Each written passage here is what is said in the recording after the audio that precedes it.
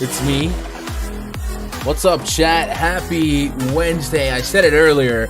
It feels like a Monday because Tuesday was so blah.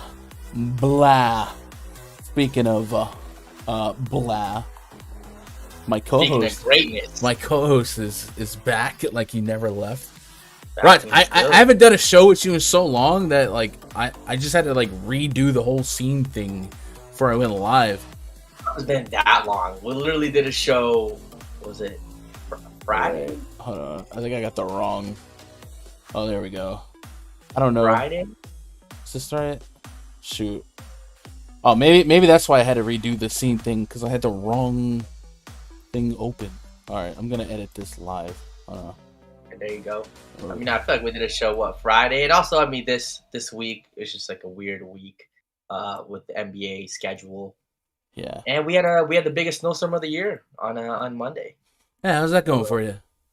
It was it was a situation. It looks like all the plows were taken up, so it took a little longer than expected. And yeah, no, it was the biggest storm of the year. And now it's over with. Roads are clean again and good to go. I mean, there's gonna be more, right?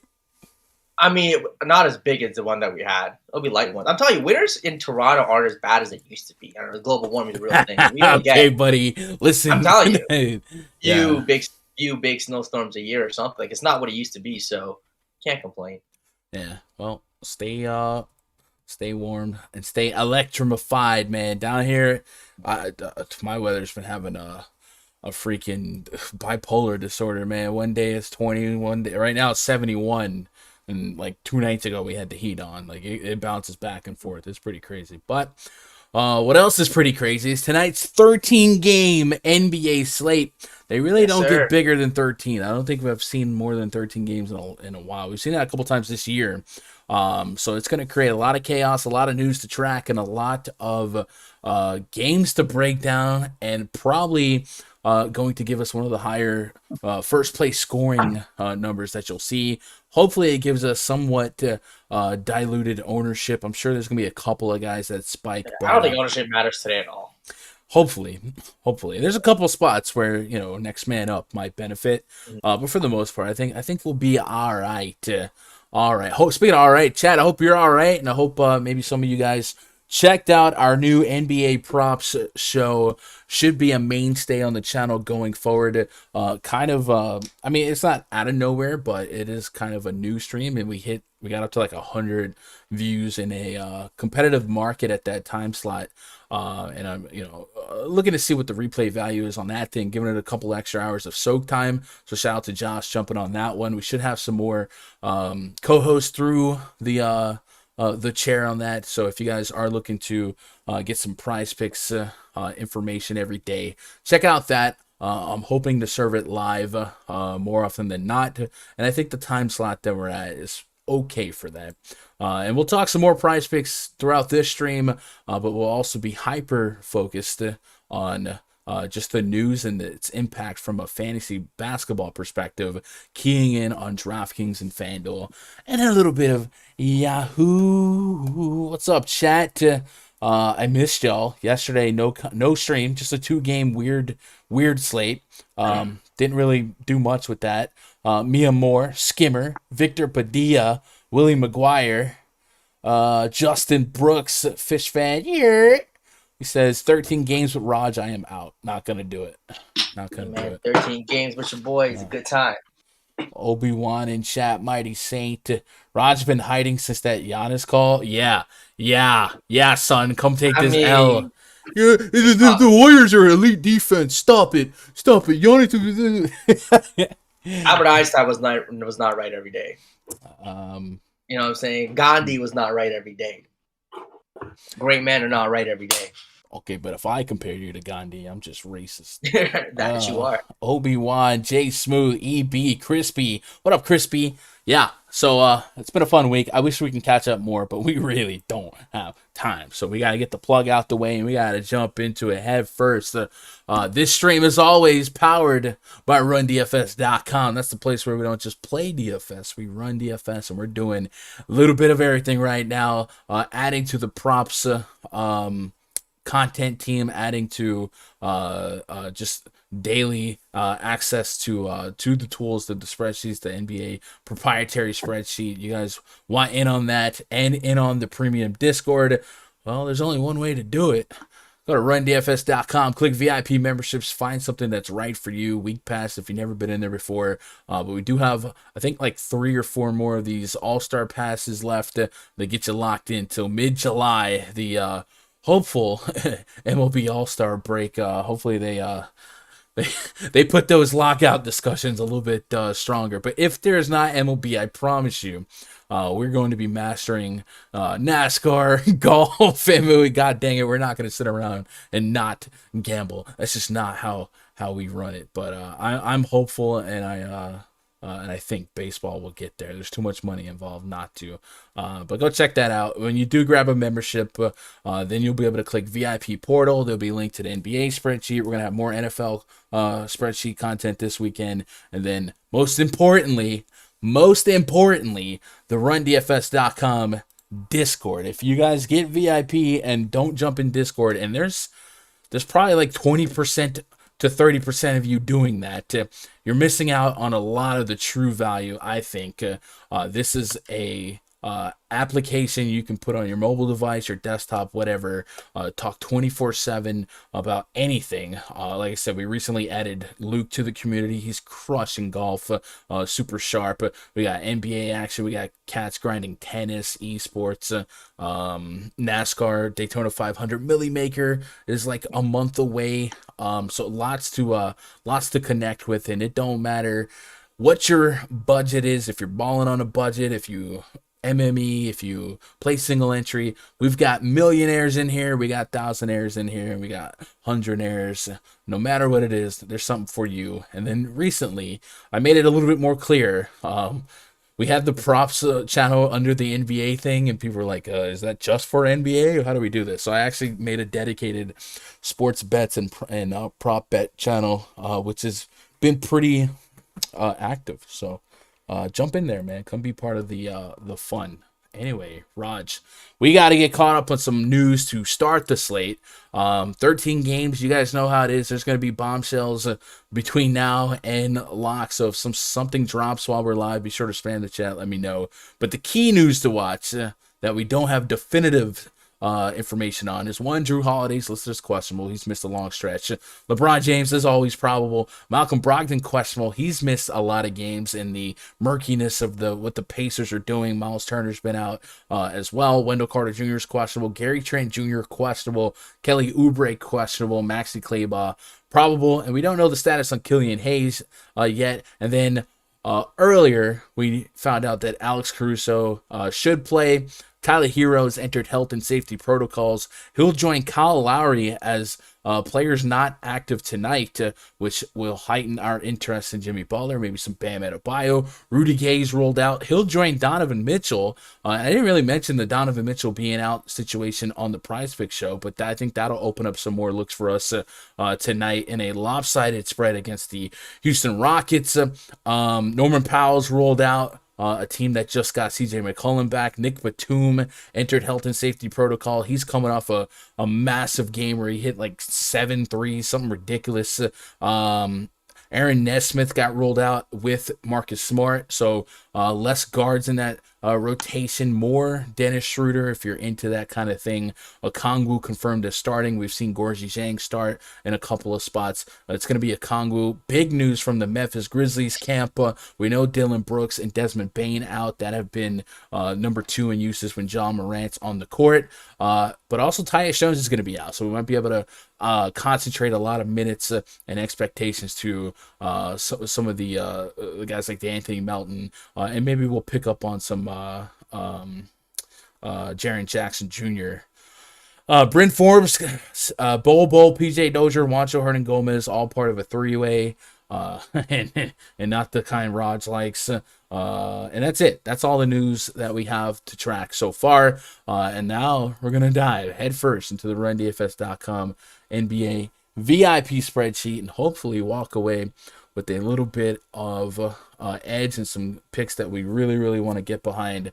And we're going to get things started with the Orlando Magic at the Philadelphia 76ers. Project 35 for the Magic: Cole Anthony, Gary Harris, Franz Wagner, Wendell Carter Jr., Robin Lopez, taking on Tyrese Maxey, Seth Curry, Furkan Korkmaz, Tobias Harris, and Joel Embiid. 214.5 star total, 12-point spread in favor of the home team Philadelphia 76ers. So a 13-game slate. It's real easy to get skittish on any spread that's double digits, especially on totals that are under 220, because we got several above 220 and a lot tighter spreads.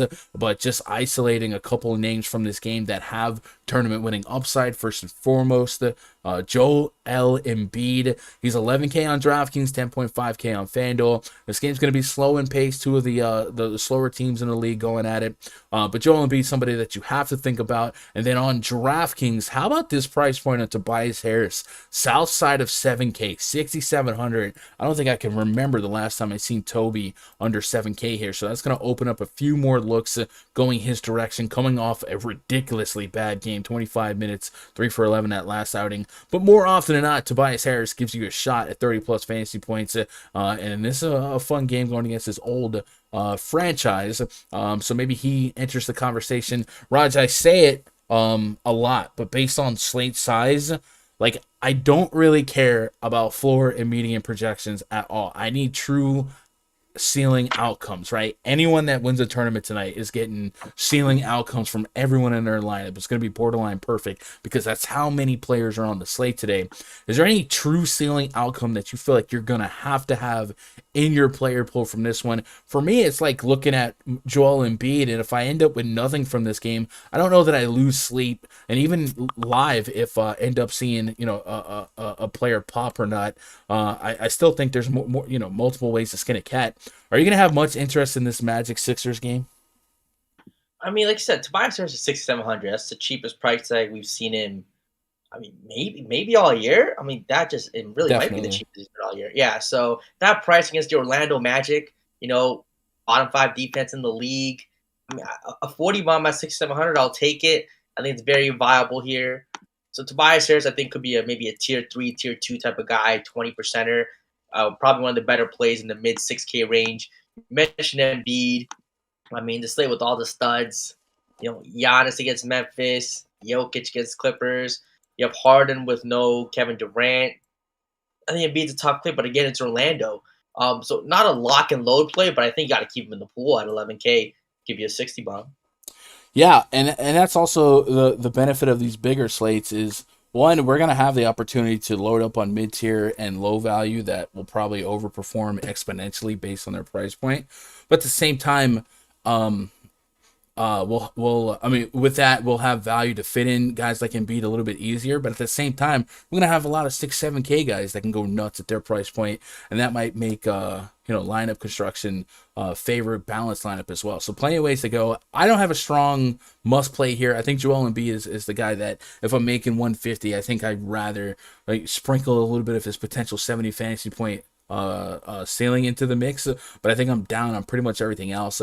If Wendell Carter's out, we've seen the Magic throw Chuma Okeke in there and then not necessarily guaranteed that they close with him. Mo Bamba's been coming off the bench as well. He's pretty cheap, but I think more often than not, center's the position where you're going to get big upside on a big slate, 50, 60, 70 fantasy points. So I really think this is the ultimate sellout for ceiling slate, but also the position itself. So I end up with really low interest in this game, but especially on the Magic side, considering the pace and everything else. Let me get caught up on chat here. We'll move on to the next game. What up, Arizona Drama? What up, Bernard? Great value everywhere. It's going to be fun. Willie says Melton and Concher, really interesting. Yeah, Toby and Ben Simmons trade rumors. Yeah, Toby's been attached to a bunch of Twitter what ifs where they want to dump his contract with Ben. We'll see if there's any buyers on that. 76ers turned down the Grant trade for Simmons. Also, I always take trade rumors with a grain of salt because I never know what's real, what's not. There's so much fluff and fakeness out there, but obviously we know Ben Simmons is a priority for them to move. What up, Quinn? Bamba at 55 on Fanduel. I can get behind the idea of Bamba, especially if you want a guy that can 6, 7, 8x his price point and then allow you stack positions everywhere else, because every position has a ceiling spot or ceiling guy attached to it. Point guard, we'll have some Hardens on the slate, guys like that. So there's plenty of ways you can build top down, bottom up. It's gonna be crazy.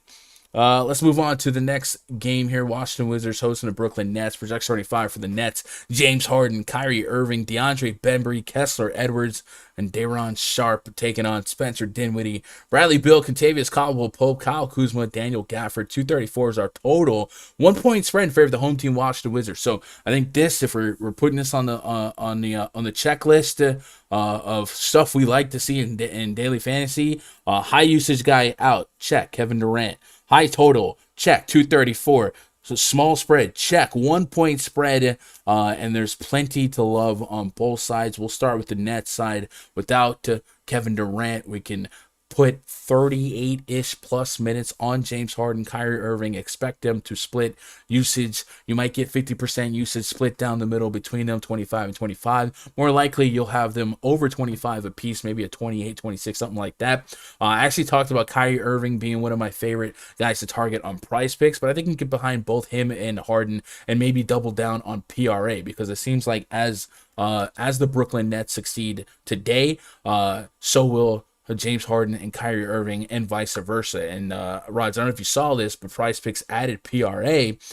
So in a split where I was wondering who would be the true point guard, if we go back to last year, James Harden had more facilitation duties, had an assist rate pushing 40%. In small sample size this year, looking back at last game, Kyrie Irving had quite a bit of facilitation in his own right. So I don't know if, just based on who's on the court with him, reflects what we might expect in terms of facilitation and playmaking. He had 9 assists against Cleveland. But I think PRA would be a good way to throw a blanket over no matter what, because I think looking at their assist rates this year and last year, it's still pretty positively correlated. So you might even be able to get away with putting Harden and Kyrie together in terms of PRA. They have James Harden 43.5, and they have Kyrie Irving at 32.5. I took Kyrie over 22.5 real points earlier today, but you're telling me I can throw in, a plus 10 if I think he gets 22 real points and a plus 10 on rebounds and assists, something that we saw him do both of pretty liberally last game. I like a lot from this game from a prop betting standpoint, but also from a DFS standpoint. Kyrie under 9K on FanDuel. I'm looking for the north side of 40 fantasy points. I got him at 46 on the nose, 9,300 on DraftKings. I just can't see the Brooklyn Nets scoring 116, 17 implied points without Kevin Durant, and not seeing James Harden, Kyrie Irving having a real shot at 20 plus real points each, and then filling in the stat sheet. Also, keep in mind that Nick Claxton is down, Paul Millsap out, and Joe Harris continues to be out. So I like a lot from the Nets side. I think the Wizards, for me, I'm easier to push away from. Of course, Dinwiddie against his old team, but the Wizards have recently become annoyingly healthy. They brought back Thomas Bryant after a long stretch out. Rui Hachimura is back in the mix. Montrezl Harrell's there as well. So I know Kyle Kuzma's been on this tear. Bradley Beal always has a chance to drop 30 plus real points, especially when his team is implied for so much. But I think I can feel a little bit more confident in the net side, and James Harden, Kyrie, and Daron Sharp were the 3 names I was highest on. I think you can stretch a little bit deeper, grab a Patty Mills, maybe a LaMarcus Aldridge. Do you agree with that? Are you doing anything different with this game? I feel like this is one of my favorite games to target tonight, and it's right at lock, so we can have some table setters for those of us that like to play the late swap game throughout the night. Yeah, I mean, Harden, Kyrie, no Kevin Durant. I think they're easy plays, going to be popular plays. 9,300 for Kyrie. I think I might like Kyrie over Harden just because of that price. Mm-hmm. I think at that price he can get you a 60 bomb, or has very similar upside to Harden. The Harden probably has, a tad bit more. I think a guy like LaMarcus Aldridge might be interesting. I mean, with Sharp there, him getting run to, they could split 24 minutes. But if a guy like Aldridge sees 30 minutes at 4,600, I think he could be a slate breaker. We've seen it have big games before against Washington. They've been giving it up to centers. So the minutes aren't comfortable with Sharp, but if you want to take a bit of a risk at 4,600, I think he has tournament winning upside. On the Washington side, yeah, I mean, like you said, with Kuzma, with Beal back, I'm not running to play, even though he's still getting it done. The rebounding has been insane. mean, should be another big rebounding spot for him against this Brooklyn team. So 7,800. It's interesting not running to play it. Again, probably a tier 3 type of guy for me. And Bradley Beal at 80. Rods, I gotta stop you. Are you absolutely sure that your input is your headset mic? Because I'm hearing a very distinct mouse click, like every time you do something. Mouse click. Like, I don't know what it is, but whatever you're doing, like, I can hear it, and I just can't believe that that's from your headset picking up. But it sounds like, you know what I mean? Like, you're hearing like a tap. I'm thinking your input on your Discord is not through your headset mic. I don't think it can be. If not, we'll roll with it, but I don't know. We're going to figure that out. Yeah, we get this play out. Tick. Bradley Beal might get lost in the sauce for me. Like, I'm not running 150 lineups, even 100 lineups. So in 20 lineups, you get to know Bradley Beal. I mean, I think I'm okay. There's just so many guys paid for. He might get lost. Yeah, I'm in agreement with that. And I can Fanduel 8,900 on DraftKings. 50 plus fantasy points is probably what we're gonna need at that price range to get to the top of tournaments. If you don't think he gets there, at a decent click, I don't think we need to force the issue. I think they're so healthy that it's enough cannibalization built in that I'm fine with going elsewhere. Like I said, there's going to be great plays tonight that we just don't have because we can't play everybody. And my process is to just kind of key on guys that make the most sense. And maybe we play a little bit of ownership leverage as we go on. But I think the Nets have a lot to key in on. Harden, Kyrie, Sharp for me. Looking back at that game against the Cavs, and I understand the Cavs are a bigger team, 3 7-footers. Good defense. Cavs are a good defense. They do, but what I was getting at is LaMarcus Aldridge closed that game over Sharp. Sharp had a couple minutes in the fourth quarter, but for the most part, Sharp was not part of the fourth quarter plan of attack. And we saw Aldridge kind of really pick things up. As somebody who had Aldridge under like 22.5 fantasy points on PrizePicks, I was not a fan of that the final run here, but that might be something that they save in their pocket as a wild card that might close strong, kind of like a Trey Lyles situation here. So if you end up with some Aldridge based on his price, based on what we know, Millsap being out and Nick Claxton being out, I think the price is pretty fine for him. Is he forward eligible here?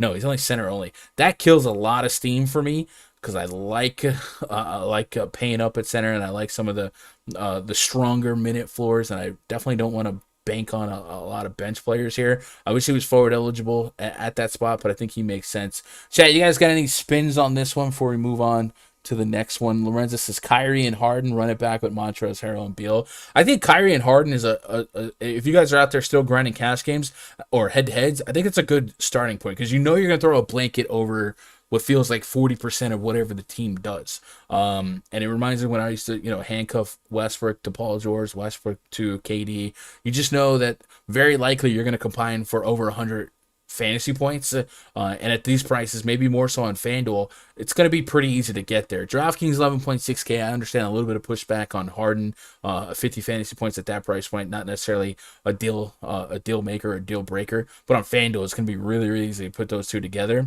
and expect a lot in return. And then Sharp, I think Sharp is forward eligible on FanDuel, so it's going to make him a easier click as well. Everyone hates Chris. That ATL in Minnesota looks like one of them ones to target. Yeah, if you are overwhelmed by a 13-game slate, make it a 5-game slate. Just find 5 games you want to attack. This would absolutely be one of those games for me, but that Atlanta game has a high total. Minnesota game has a high total. Those are games we throw in the mix as well. And then you might even, dip into the Grizzlies spot. They're so short-staffed. You might worry about that game staying competitive. Grizzlies have overcome a lot of odds in the last month. Maybe they surprise us, but we know for sure that they're going to be down quite a few bodies that represent a lot of minutes. So that would be my advice. If these big slates give you a headache, make it a 5-game slate. Make it a turbo. Time Lord will smash. I do like Robert Williams. Also got a little bit of baby narrative. Williams is one of the guys we talked about on the prop show for really points and rebounds, but we'll jump into that from a DFS perspective in just a minute. Let's move on to the next game. Timberwolves, Minnesota, taking on the Atlanta Hawks. Project starting 5 for the T-Wolves. Patrick Beverley, D'Angelo Russell, Anthony Edwards crossing over. Anthony Edwards Hornets, Jared Vanderbilt, and Karl Anthony Towns, the big cat. Ernie Ladd, night 2 of a back-to-back for the T-Wolves. Hawks project starting 5, Trae Young, Kevin Huerter, DeAndre Hunter, John Collins, and Onyeka Okongwu. Bogdan Bogdanovic remains out. Clint Capella remains out. And it's another high total game. 30 minutes after main slate locks. 236 is our total. 1 and a hook in favor of the home team Atlanta Hawks. A lot to like on this side. The T-Wolves do have the big three that feel kind of hard to predict game to game, Cat, Edwards, and D-Russ. But if you're mass entering, I think it's worth getting to some of them. I might drive a wedge, say no more than one of these three, something like that. But I will be there. Beverly's DraftKings price is nice at $5,200. Liked them last night. Again, I want true ceiling outcomes for just about everyone in my player pool, so I don't really care about floor, median projection. How often does Beverly give me like a 40, a shot, 38, something like this in this game? I don't know. But just from initial knee-jerk reaction, the price isn't that crazy. They are pretty healthy on their bench, too, as well. Jaden McDaniel saw a little bit of run last night. Malik Beasley, Jalen Noel, all guys that could dip into these minutes. So I could see T-Wolves not being high priorities for me at the end of it, but when I'm making my rough draft player pool, this total, this spread, I got to get a couple names here. But when you start factoring back-to-back and how many people are healthy, it's easy to start pushing guys to the tier 3 spot. But on the Hawks side, we know where a lot of minutes are going to be. Trae Young, first and foremost, 9,600 on Fanduel, 9,800 on DraftKings. The usual game lately feels like 30 points, 10 assists. Start there and move on. Without Clint Capella, without Bogdan Bogdanovic, and the recently traded Cam Reddish Jr. moving on, a lot more minutes to be had for the wing spots, the guards, Kevin Huerter, DeAndre Hunter. We've seen Gallinari get a decent stretch to run lately, but no matter what, no matter the more things change, the more they stay the same. Trae Young is a big piece in this team's success or lack thereof, and them having this many implied points with him being as involved as he is makes him a guy that I want to target in both DFS and also on the prop bet side. PRA, considering mostly points and assists here, is really interesting to maybe grab some numbers for Trae Young and decide how comfortable we are on him. This season, without Capella on the court, Trae Young has a 32.5% usage rate, $1.25 fantasy point per minute, a 41% assist rate. And then as we start removing more and more people, Bogdan Bogdanovic, Cam Reddish Jr., I would imagine you might see the usage stabilize and also potentially spike a little bit. And then the assist rate also being pretty doggone strong. So for this exercise, we'll take Capella, Bogdan, Reddish off. We still got that 42% assist rate for Trae Young and a 34.4% usage rate. I liked Trae Young for threes the other night. He didn't get me to threes, but he still got 30 real points with 14 free throws. That might be a little bit of an outlier, but nonetheless, we might expect 20-plus shot attempts here with assists to boot. So if we're looking for true ceiling outcomes, Trae Young has a shot to beat 60-plus fantasy points. So I'm in on that. John Collins might have to pick up some slack. I don't love his particular matchup if he crosses up with Vanderbilt a little bit more than he doesn't, but I think he's going to have to pick up usage and potentially some scoring. We saw him chuck a lot of threes against the Bucks. I got him at a 23% usage in this split with over a fantasy point per minute. No one else on this split has a shot at a fantasy point per minute. A lot of 0.8s, so it's easy to be pessimistic on a Kevin Huerter, but at their price points, the minutes and the pace and the implied total is at least strong enough to get to some shares of a Kevin Huerter or DeAndre Hunter or something like that in mass entry. But I think if I shorten this game up, it's going to be Trae Young as probably a tier 2, John Collins as a tier 3, and then Cat is extremely interesting to me. I know he let down a lot of people last night, but the Knicks run one of the slowest paces in all of basketball. I think Cat might be able to pick up a couple extra peripherals in this spot and maybe have a shot at 50. But like I said, the T-Wolves have a range of outcome where Edwards, D-Russ, and Cat could all eat at each other's true ceiling. What are you doing with this game? Any high leans on the T-Wolves? Do you think that's more of those low-end spray and pray spots? And then how much Trae Young do you think you're going to get to tonight in context of the slate being what it is? I think Trae Young might be, $600 to $800 too cheap in this spot against Minnesota. I just think it's two bad defenses going at it. I see Trae Young here getting you 60-65 at 9,800. I think he provides similar upside to what James Harden at his price. So at 9,800, I really like him. We'll have good check here. Maybe a tier 2. I don't know if I'm going to tier 1. So far, no tier 1 kind of lock and loads for me yet. Seems like there's a couple guys in good spots. I might just sprinkle them all in. So give me some Trae Young. I've been on the DeAndre Hunter train with no Reddish and with Bogdan still out.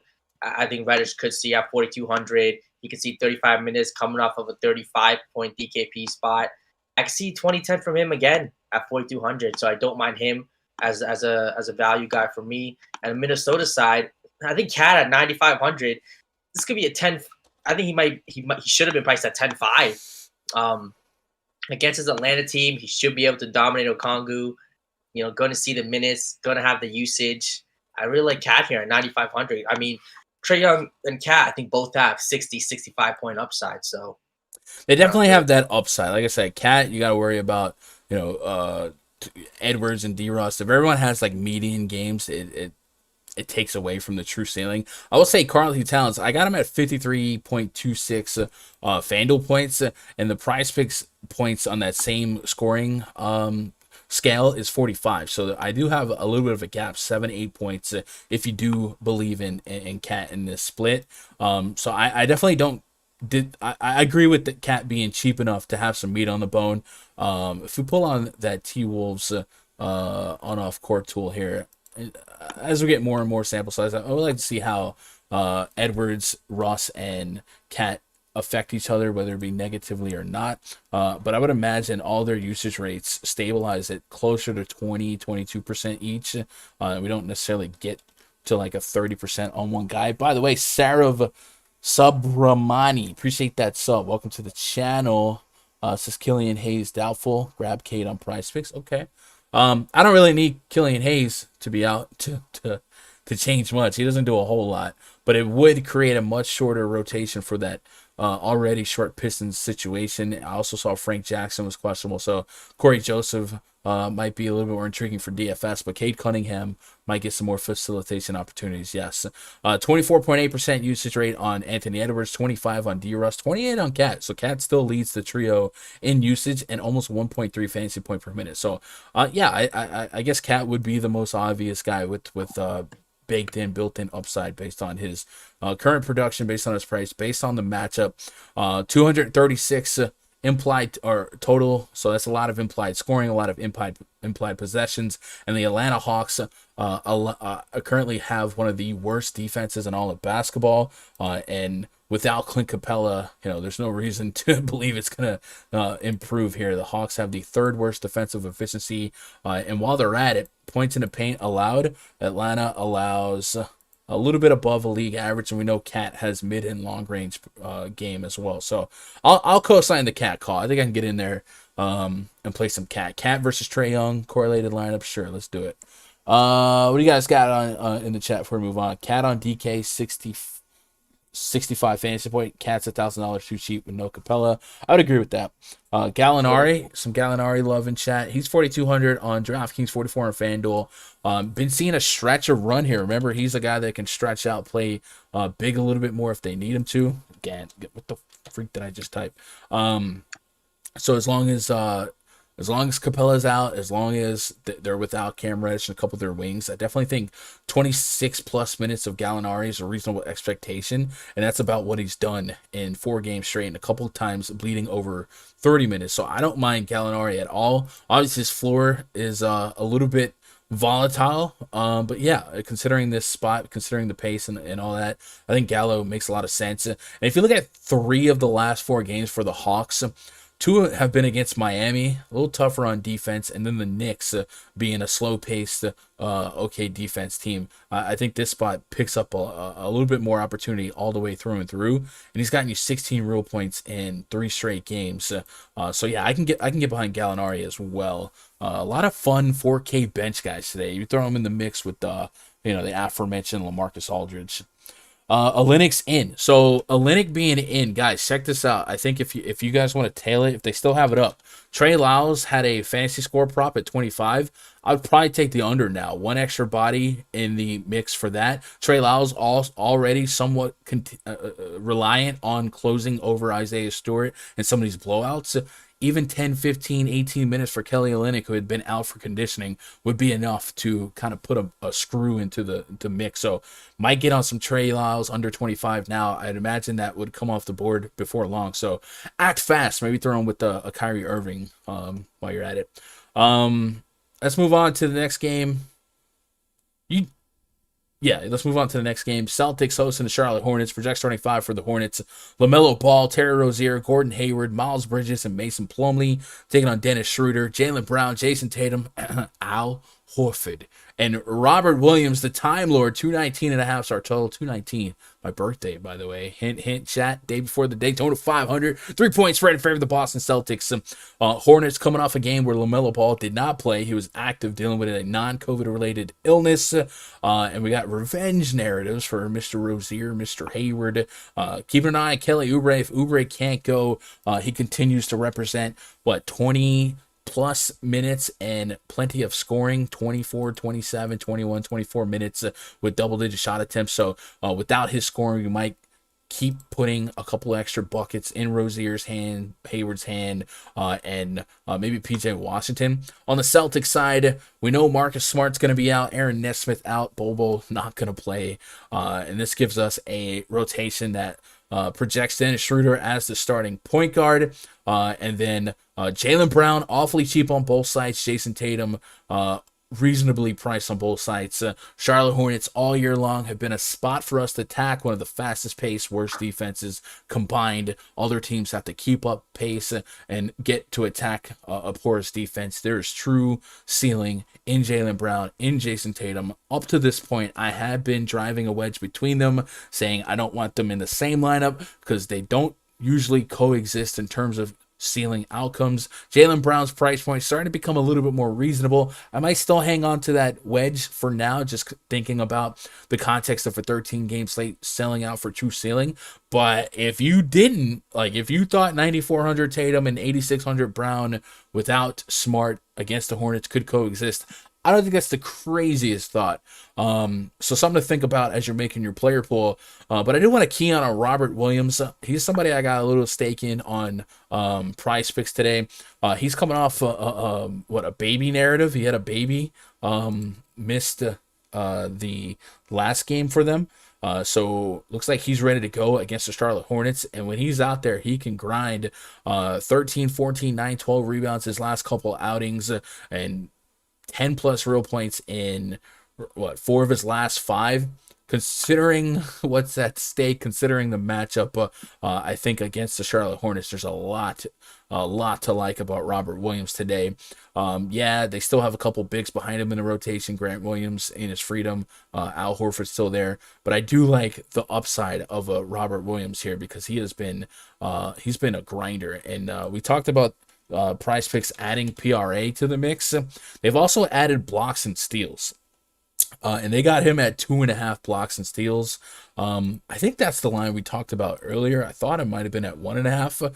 He's adding everything. Yeah, so he's averaging 2 blocks a game and a steal per game. So against the Charlotte Hornets, Melo likes to drive to the rack, and they also, he's not immune to turn the ball over a little bit.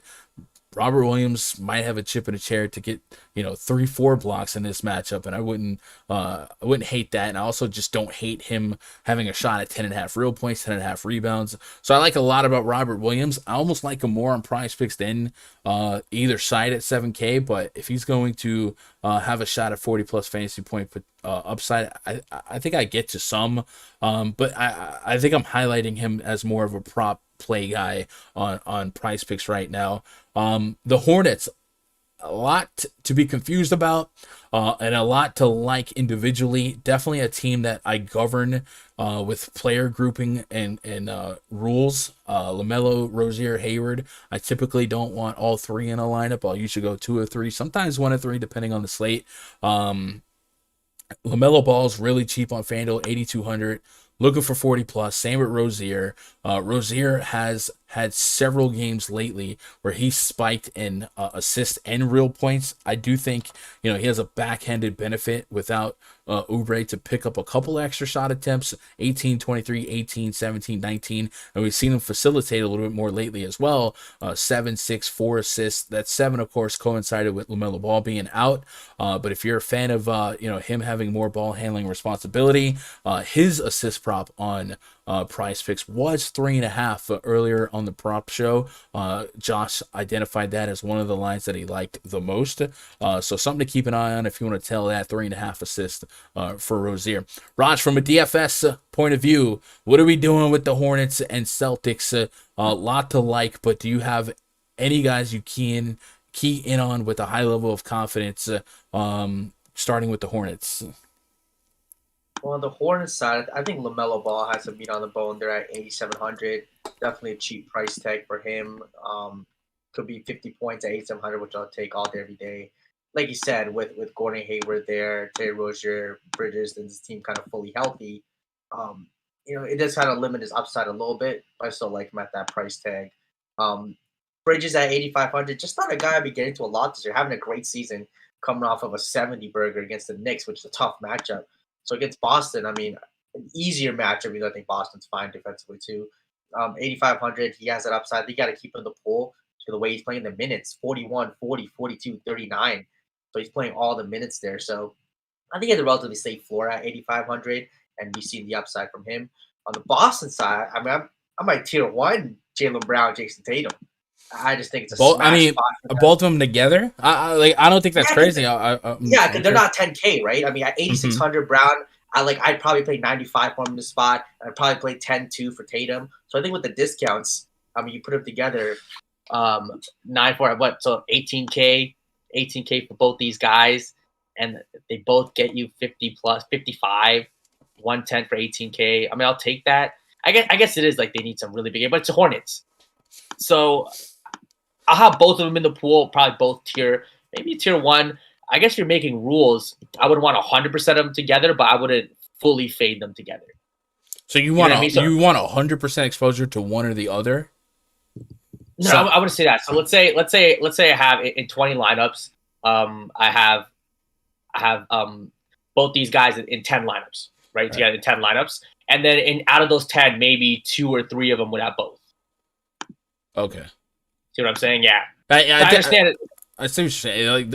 There's a real chance, like one or the other. Like I think I don't say 100%, but the probability of one of these guys dropping 50 today is pretty high. Yeah. Both of them a little bit lower. So I see, but in 20 lines, I don't think that's a crazy thought.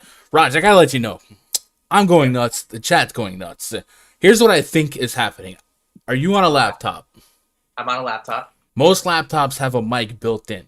Do you not have a real mouse? You're using the laptop mouse?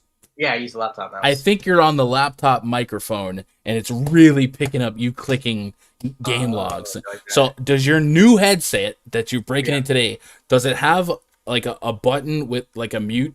Like I don't know, like a little box that has a mute option? Yeah, mute, yep. Is it? I can mute it. Hit mute and then talk. Okay, now it's muted. All right, so that means you're not on your headset microphone. So something is wrong when you are in your input. So whatever your input is, if you only have 2, go to the other one. Gotcha. Go to the other one now. And chat, if anyone out there runs a customer service business, you want to hire me, Okay, so I switched my input and output device. Output doesn't matter for what we need. Output's just going into your headset. So if that's right, leave it at that. Your input, I believe, is going to be your mic based number or your mic based selection. Okay. So whatever it is, if there's only 2, choose the other one. I chose the other one. And now hit save and talk. Check 1 2. Check 1 2. All right, hit your click. Yeah, click on your mouse. I'm clicking. It's still really, really annoying. It's still there. I think we need to off air make sure you have it installed because it doesn't sound. All I know is it's driving everyone nuts. Oh, it's that serious. I did not realize it was it's you clicking. At least get a mouse. What are we doing? I mean, I literally never use a mouse. Yeah, Who I needs a can mouse? tell. Anyway, you don't have your other mic source handy, do you? Somewhere. Hold on. I could plug it All in. right, while you do that, let me do a quick drop. We'll stall for time. Chat, appreciate you bearing with me on this situation, this devastating situation. While we do that, I'm gonna mute Raj, and I am gonna do a prize picks drop. I muted myself. Now I muted Raj. Okay, I'm gonna do a prize picks drop. If you guys are not on prize picks and you want to support the stream, go to prizepicks.com, get signed up, use promo code Gundacker when you do so. They'll match your first deposit up to $100. So $20 becomes $40, $100 becomes $200, and we are rolling out more and more content for prize picks. So if you have just not been on prize picks just because you haven't got around to it, just look around, man. Read the room. It's getting bigger. It's getting bigger. More and more players are on it, and more content's being delivered for it. And for slates like this slate, 13 games, really overwhelming from a DFS perspective, but from a prop hunt perspective, easier to find a couple of spots you like a little bit more with a higher level of confidence. And you're not facing sharks with 150 lineups. You're not trying to beat 100,000 entries. You're just trying to sweat your player, watch the game, keep it on the box score. It simplifies the sweat. You can up to 10x your money with the 4-pick, a 5-pick as well. You don't have to go power play on them all, but this is the no flex zone. Just kidding. We flex sometimes. I don't know. And Raj is out there making money, and we're seeing a lot of success in the Discord. So if you're not on it, get on it. And then if you want some help in the Discord, rundfs.com. There is a new channel talking all things prize picks. And yeah, we're focusing on NBA, but we crushed NFL last weekend. I think I went like I don't know, something like 8-2, 8-3 with all the action I was on. And then of course we'll tug and pull at Jake. League of Legends Worlds is in action. We're gonna have NASCAR, golf coming up. Plenty of different sports to throw together in your daily prize picks approach. Let me see if I can get Raj. You good? You back? I'm good. All right, I can deal with this for now. Gotcha. This is Yeah, so much. we'll figure it out in Discord. Yeah. Anyway, we get back into the action. I gotta find my display capture. There we go. Back in the mix. Let's turn prize picks off, and we're good. We're ready to go. Gun the customer service guy. Sometimes it's troubleshooting, man. Sounds like Woody from Toy Story jerking off in slow motion. Why do I read Damron's comments without reading them? Send your IT questions. Yeah. 1K to assist off a 10x last night. Dang, Jack, that's tough. I like Horford and Jalen on Fanduel. Horford's somebody I haven't been getting to at all. But like anyone's in play against the Charlotte Hornets. It's been like that all year. So I wouldn't push back at you if you ended up with some Horford. I don't think he's gonna make my cut. Like I said, I'm gonna keep it really tight and really ceiling centric. But if you think Horford has a ceiling at this price point based on whatever your minute projection might be, 25 minutes gives me like a glass ceiling on true fantasy ceiling. You know what I mean? From the Department of Redundancy department. Let's move on to the next game here. Miami Heat hosting the Portland Trailblazers. Blazers project starting 5. Anthony Simons, CJ McCollum, Nas, you can hate me now. Little, Robert Covington, and Yusef Nurkic. Robert Covington, Row.co Stadium. I wish he played baseball. That would make more sense. Gabe Vincent, Duncan Robinson, Jimmy G buckets. And then if you didn't know, the G stands for gotta get a boost without Lowry and Hero. PJ Tucker, bam. At a bio, 211.5 is our total 9-point spread for the Miami Heat. Lowry and Tyler Hero are out. That's not insignificant. That pushes a lot of usage towards Jimmy Butler, a higher assist percentage toward Jimmy Butler, and at 9,100 on both FanDuel and DraftKings, we know 50-plus fantasy points is well within the range of outcomes for him against a depleted Portland Trailblazers team. In his last outing against your Toronto Raptors, he played 36 minutes, made just 6 field goals, got to the line 8 times, but double-double with rebounds and assists. And against the Raptors, I think that's easier said than done. You take out a guy like Kyle Lowry, who represents a couple of those as well, and a guy like Tyler Hero, who will likely take double-digit shot attempts. Last game, he dropped 23 real points. There's a lot to compensate for. So a lot to like here in Jimmy Butler, even if you think this game could be a little bit more lopsided or you don't love that this total is so low. Jimmy Butler can compensate for all that, circumvent your concerns, your pessimism, based on his minutes likely leading the team and his usage being 30+% the whole time. So I like Jimmy Butler quite a bit. Bam Adebayo returned for the Heat last game. We should not have many conditioning concerns. He was only out with a thumb anyway, but he got to 32 minutes against that Raptors team, so we might get a few more minutes here as they ramp him up more and more. I think Jimmy Butler is probably the apple of my eye here. I think you make cases for Gabe Vincent, even Duncan Robinson at his price point. You maybe think that he gets a few extra missiles to launch, but I think Gabe Vincent's the guy that I'm most intrigued with. 4,500. I'm getting a 30 fantasy point projection on 30 plus minutes from him. Without Tyler Hero, we've seen him thrive in a similar split. Looking for a point per minute production if we get to 30 plus minutes, and I kind of trust them to do that against this Portland backcourt. So I think if I'm making a player pool, I can get Jimmy Butler to tier 2. I can get Gabe Vincent on DraftKings potentially to core value. And then on the Blazer side, it feels kind of like the Wizards, where they're a little bit more healthy and one or two guys being back causes that ripple effect where I don't love and trust anyone else on the team. Same situation here. CJ McCollum is that high of a usage guy that his 8K 30 minutes will completely ripple into Anthony Simons, who, you know, previously with McCollum had been 4 or 5K, sometimes 6K. In this spot, he's over 7K. I need 40 to 50 on a slate like this to satisfy that price point. Yusuf Nurkic, 8K-ish to 9K-ish, depending on the site you play. Catching Bam Adebayo's known tough defense. You know, I'm kind of not over enamored with that. I think McCollum is an interesting click if you believe in his usage and his minutes being what they are. We know Norman Powell is going to be out. 28 minutes against Orlando in that first game back. He was suffering from recovery from a collapsed lung. So I don't necessarily think Chauncey Billups and the Blazers organization have a real high intention to push him to closer to 38. And, you know, you think of those CJ McCollum chalk nights. It's a nights where there was no Dame and we were getting to like near 40-minute projections for McCollum. So I can do without maybe all of the Blazers today. Maybe you have a different take. Daniel S., appreciate that sub. Welcome to the channel. But Jimmy Butler, Gabe Vincent, and Adebayo, we can throw them in the blender here. Butler, I think high tier 2. Vincent, core value on DraftKings. Adebayo, I'll probably start him as a tier 3. Do you have any different spins on all of that?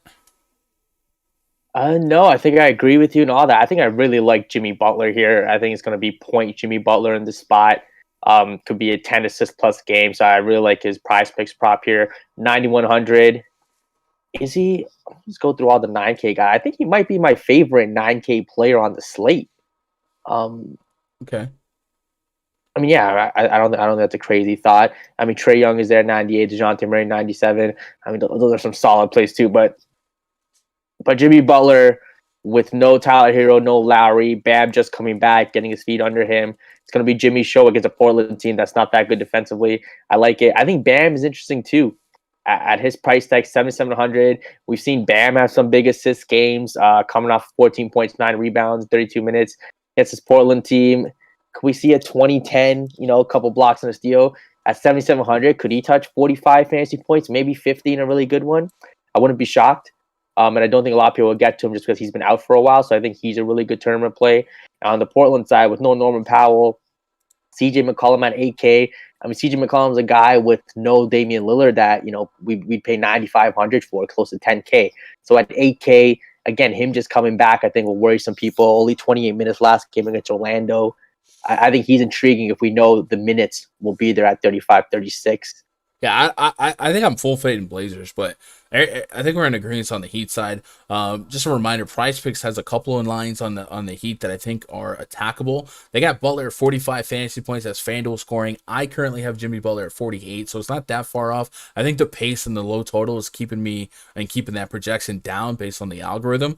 You mentioned him being your favorite play in this area, 9K ish. I would agree with that. I think if he's 8,900, people are clicking. It's that 9.99 versus $10 situation. The pushback here is Miami is still pretty favored here, 9 to 9.5, even without Hero, without Lowry. That's how bad the Blazers have been on the season.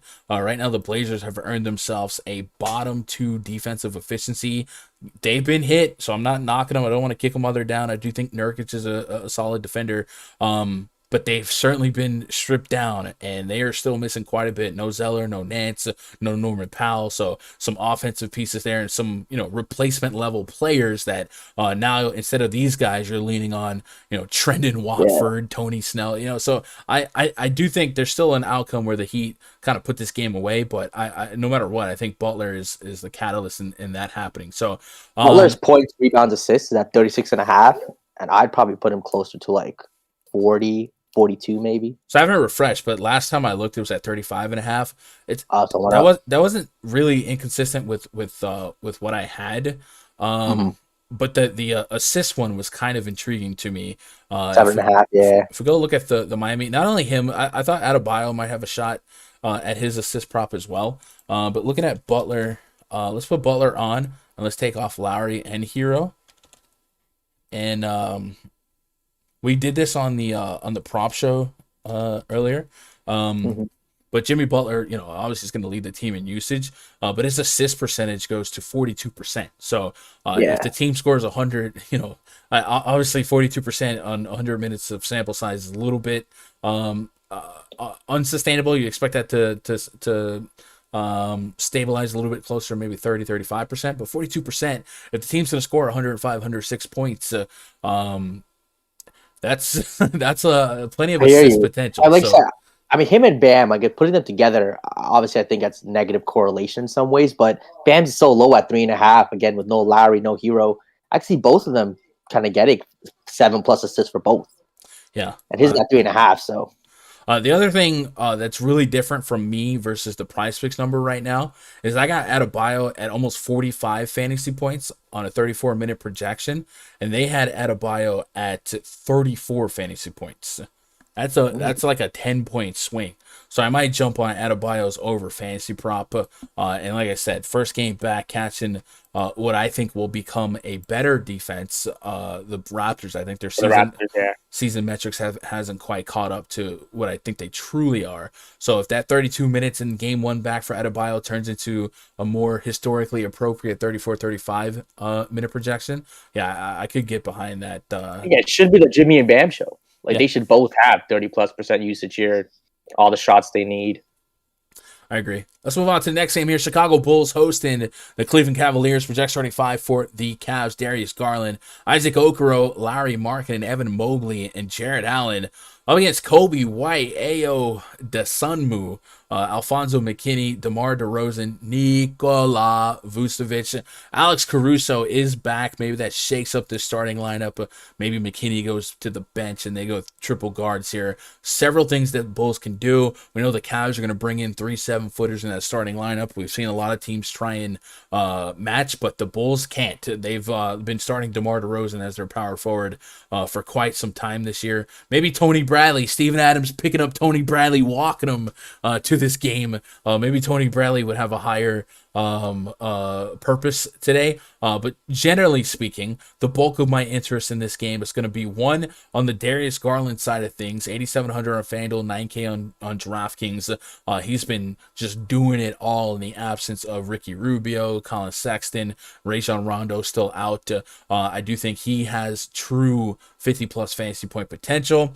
I think his price point is there's enough pushback to where the more household names at that range, that down payment on a Jokic or just getting a stone's throw away from a Harden, a Kyrie, an aforementioned Jimmy Butler. There's plenty of pushback here, but I also think if you're thinking, maybe a little bit against the grain here, Garland does offer some potential. On the Bull side, in life without Zach LaVine and Lonzo Ball, we've seen Kobe White and DeSunmu pick up more minutes here. Alex Caruso being back is enough of a ripple effect that don't quite know what to expect. I still think Kobe White's somebody we can lean on for shot volume, but it's going to come down to what can DeRozan and Vucevic do to keep this game competitive. No matter what, I'm expecting a slow pace, kind of grinded out game, and I don't really have high expectations or high hopes against most people against the Cavs because their defense has been that strong, and I don't quite know how to map out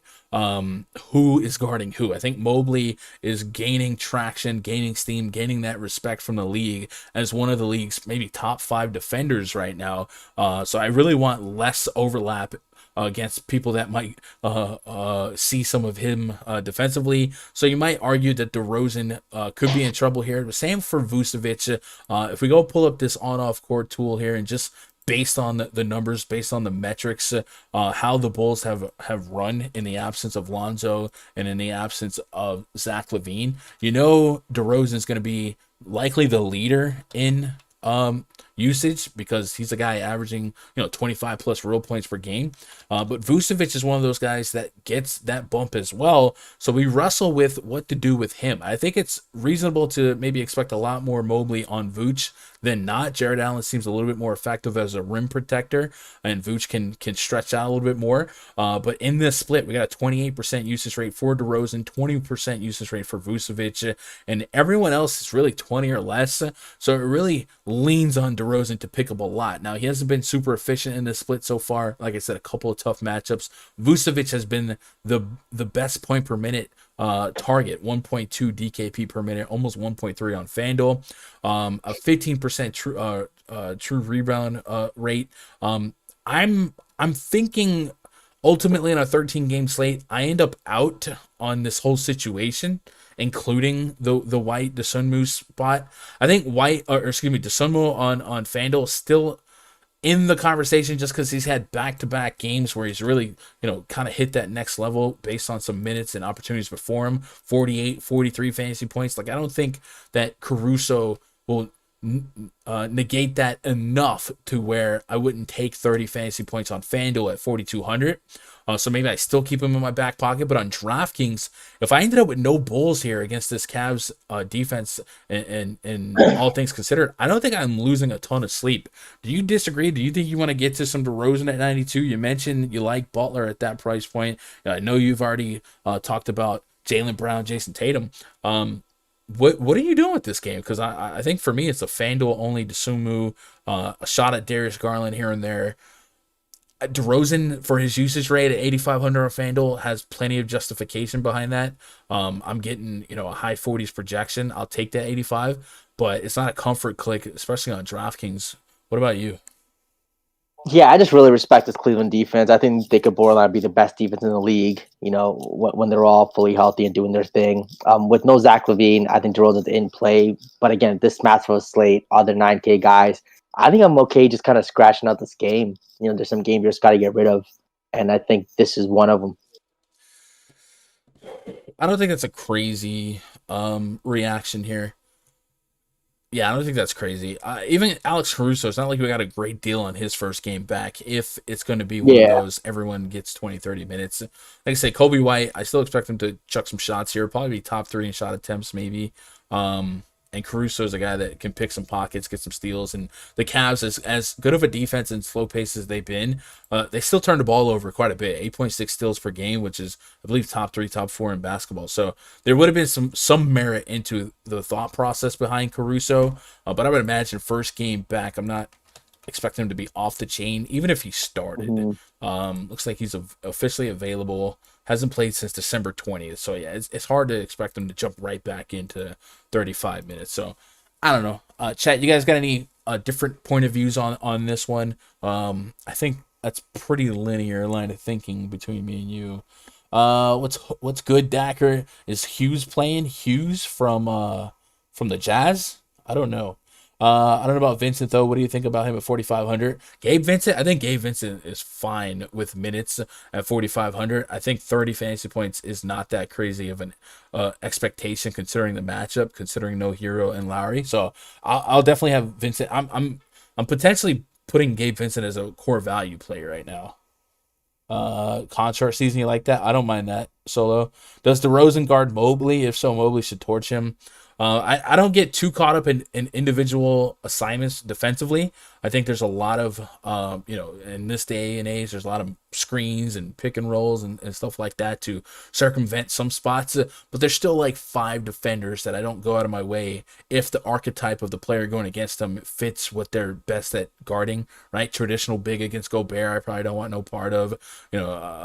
Some cats against Mobley, Jimmy Butler to an extent. There's still some lockdown to Draymond Green for sure. There's still some guys that I tend to avoid if I can. But for the most part, I don't overthink the matchup because you don't see a whole lot of shadow defensive assignments. Obviously, everyone has their guys, but basketball's so fluid these days that you're probably doing yourself a disservice if you overreact to that. I got to Sumi under 30.5 fantasy points before they reduced this prop to 25 after Caruso. That's a really sharp take there, Quinn. I was thinking about that last night, but I wasn't for sure if Caruso would play. I like that a lot. And like I said, I like that for Trey Lyles too. If you guys are just tuning in, I called it on the prop show earlier. I thought if Kelly Olynyk played, Trey Lyles has had a couple of games where he's benefiting from closing out over Isaiah Stewart. He's still at 25 on the dot here. So if Olynyk is active and you think Olynyk might get some decent minutes here, there's real cause for 25 Fanduel points being a little too high for Trey Lyles in that split. Let's move on to the next game. Memphis Grizzlies at the Milwaukee Bucks. Project starting 5 for the Grizzlies: Ja Morant, DeAnthony Melton, Zaire Williams, Jaren Jackson Jr., and Stone Cold Steven Adams. It's going to get you one board. What? Taking on the Bucks, Drew Holiday looks like he's back, ready to go. Grayson Allen, Chris Middleton, Giannis Antetokounmpo, and Bobby Portis. When it comes to Drew Holiday, he has missed a really long stretch of games.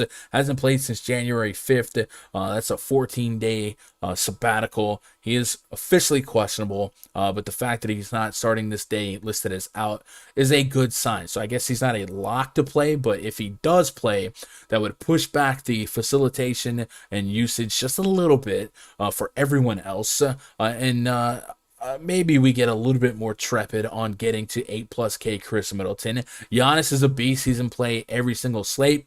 But check this out. The Memphis Grizzlies have commanded so much respect, Raj, that even with Kyle Anderson, Desmond Bane, Dylan Brooks, Tyus Jones, all those guys out, on the road at the defending world champions, they got Ja Morant, Jaren Jackson keeping this game within 6. I think that's a little disrespectful, but I understand it, and I do have a lot of love for Ja Morant, and I think if this game lives up to a 220 total, and we get the benefit of an upper pace, higher scoring game, Ja Morant's a guy that's going to probably represent 25 plus real points, and then who comes in behind him to drop buckets? I think John Concher is very intriguing, just 3,600 on DraftKings. We've seen massive games out of him.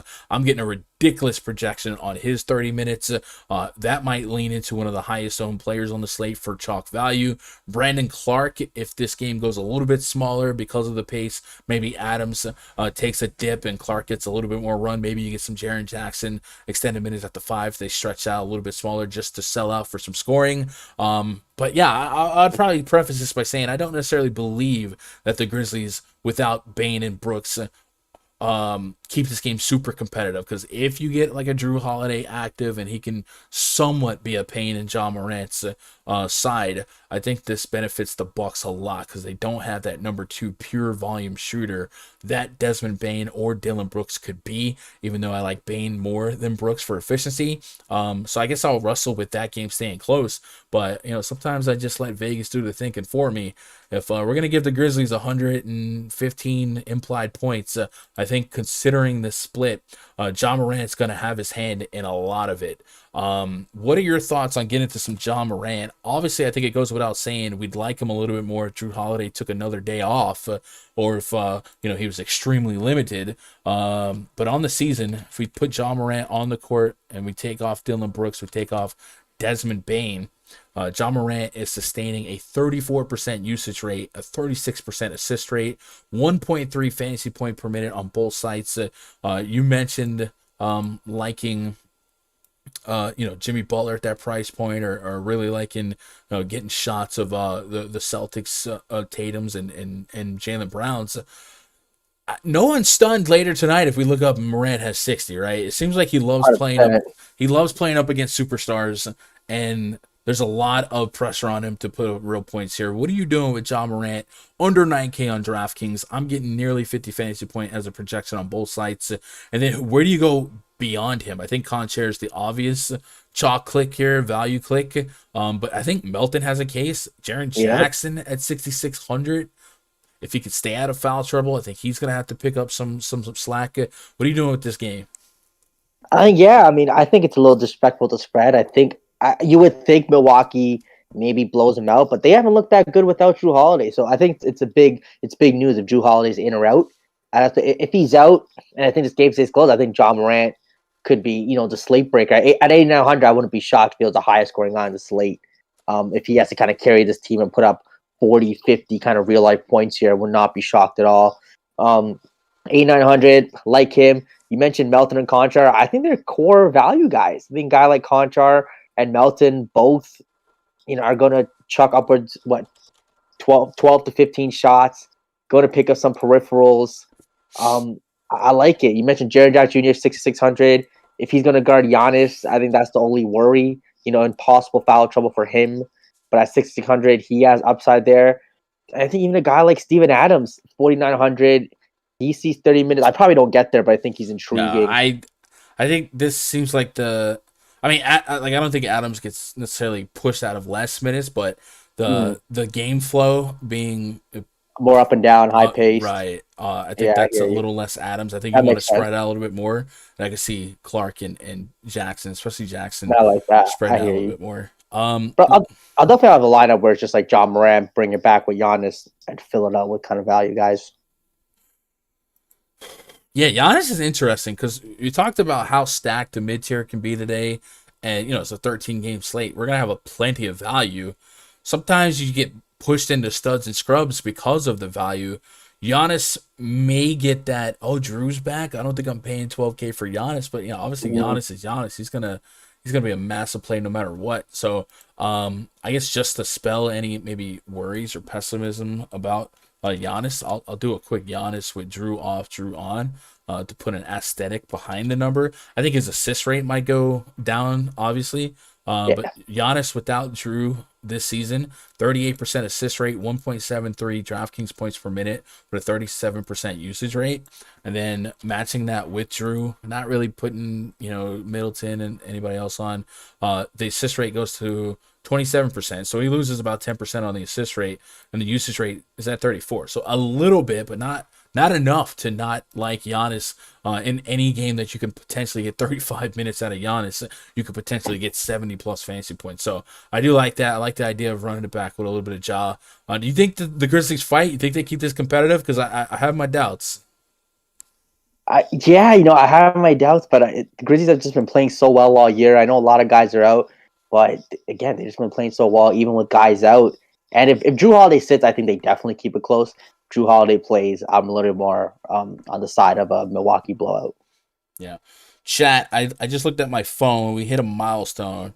I don't know if you guys can see. I guess you can't see it. We're at 5,900 subs on the dot.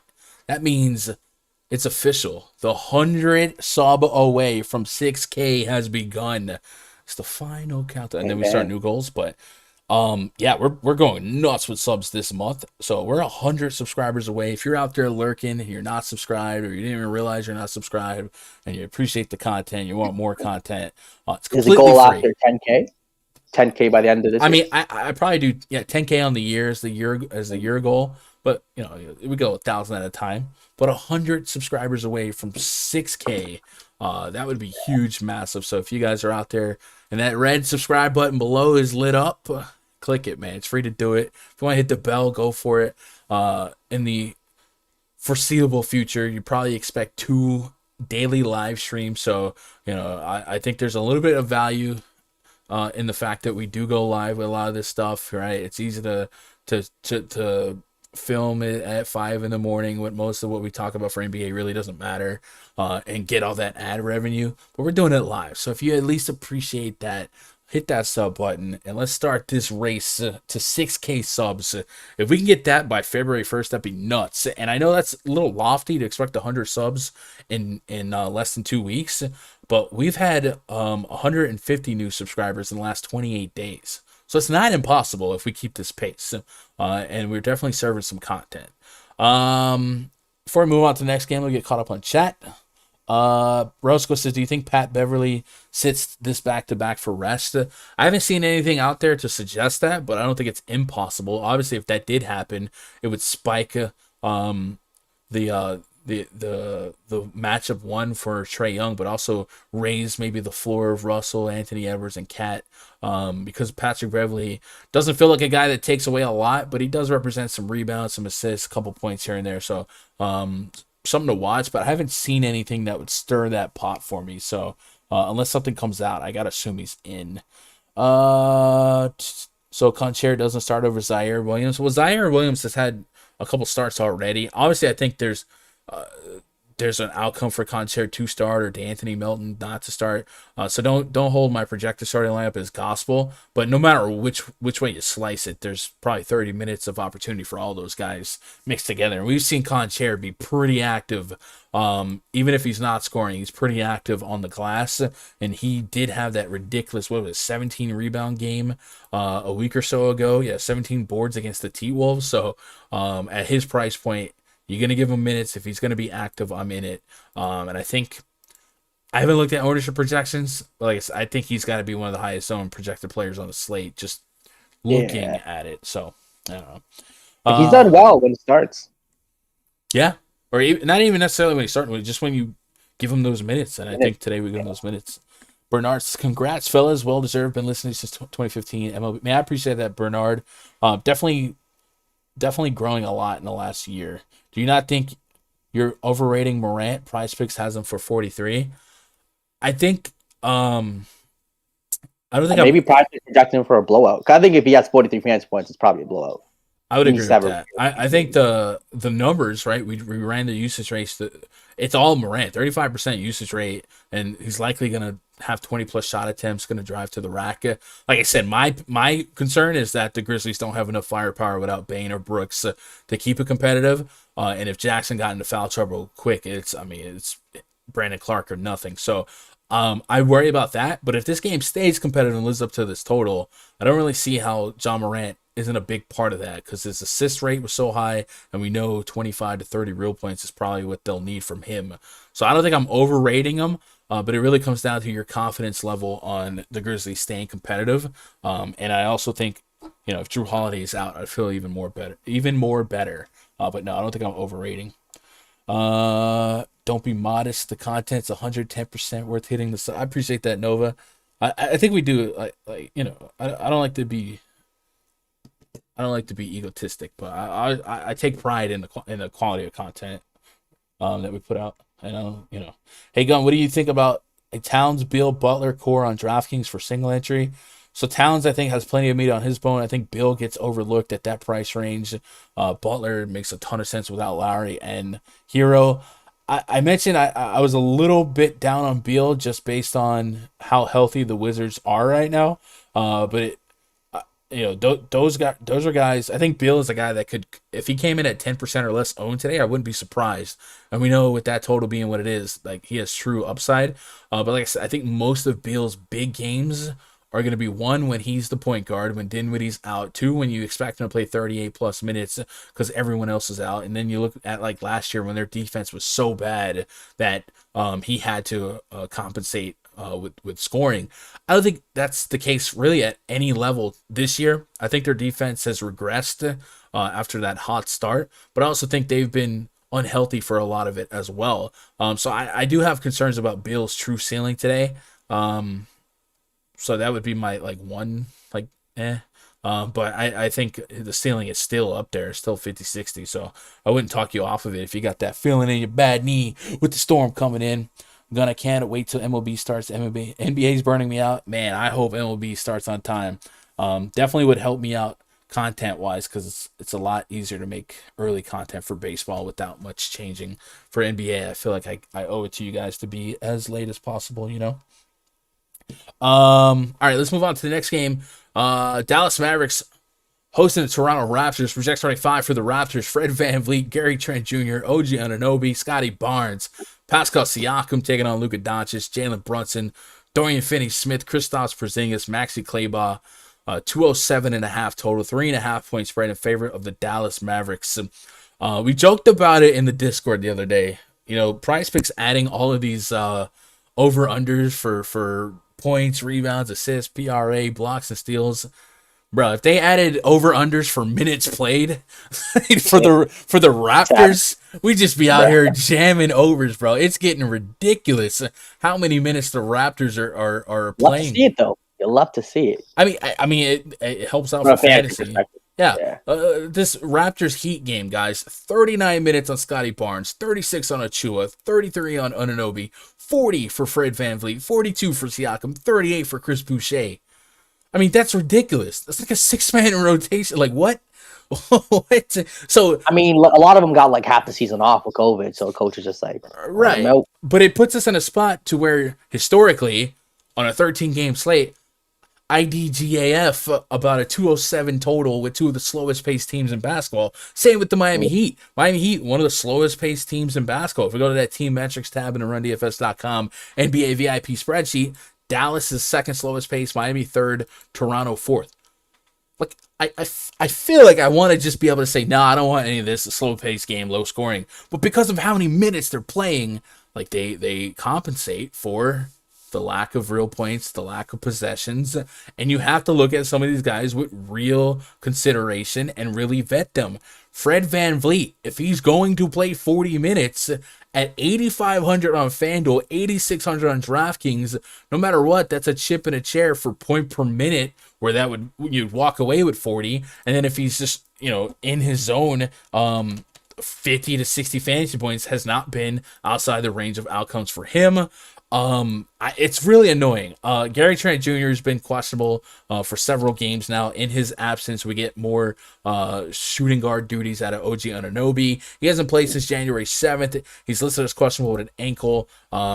These guys that have been missing time, I just continue to expect them to be out until they're in. But right now, until he's listed out, I got to respect the minute projection and put him at 31. But if he's out, I guess it's reasonable to run back what we saw last game, where Precious Achiuwa, Chris Boucher were the beneficiaries minute-wise, and then we have a really, really tight rotation with these Raptors starters.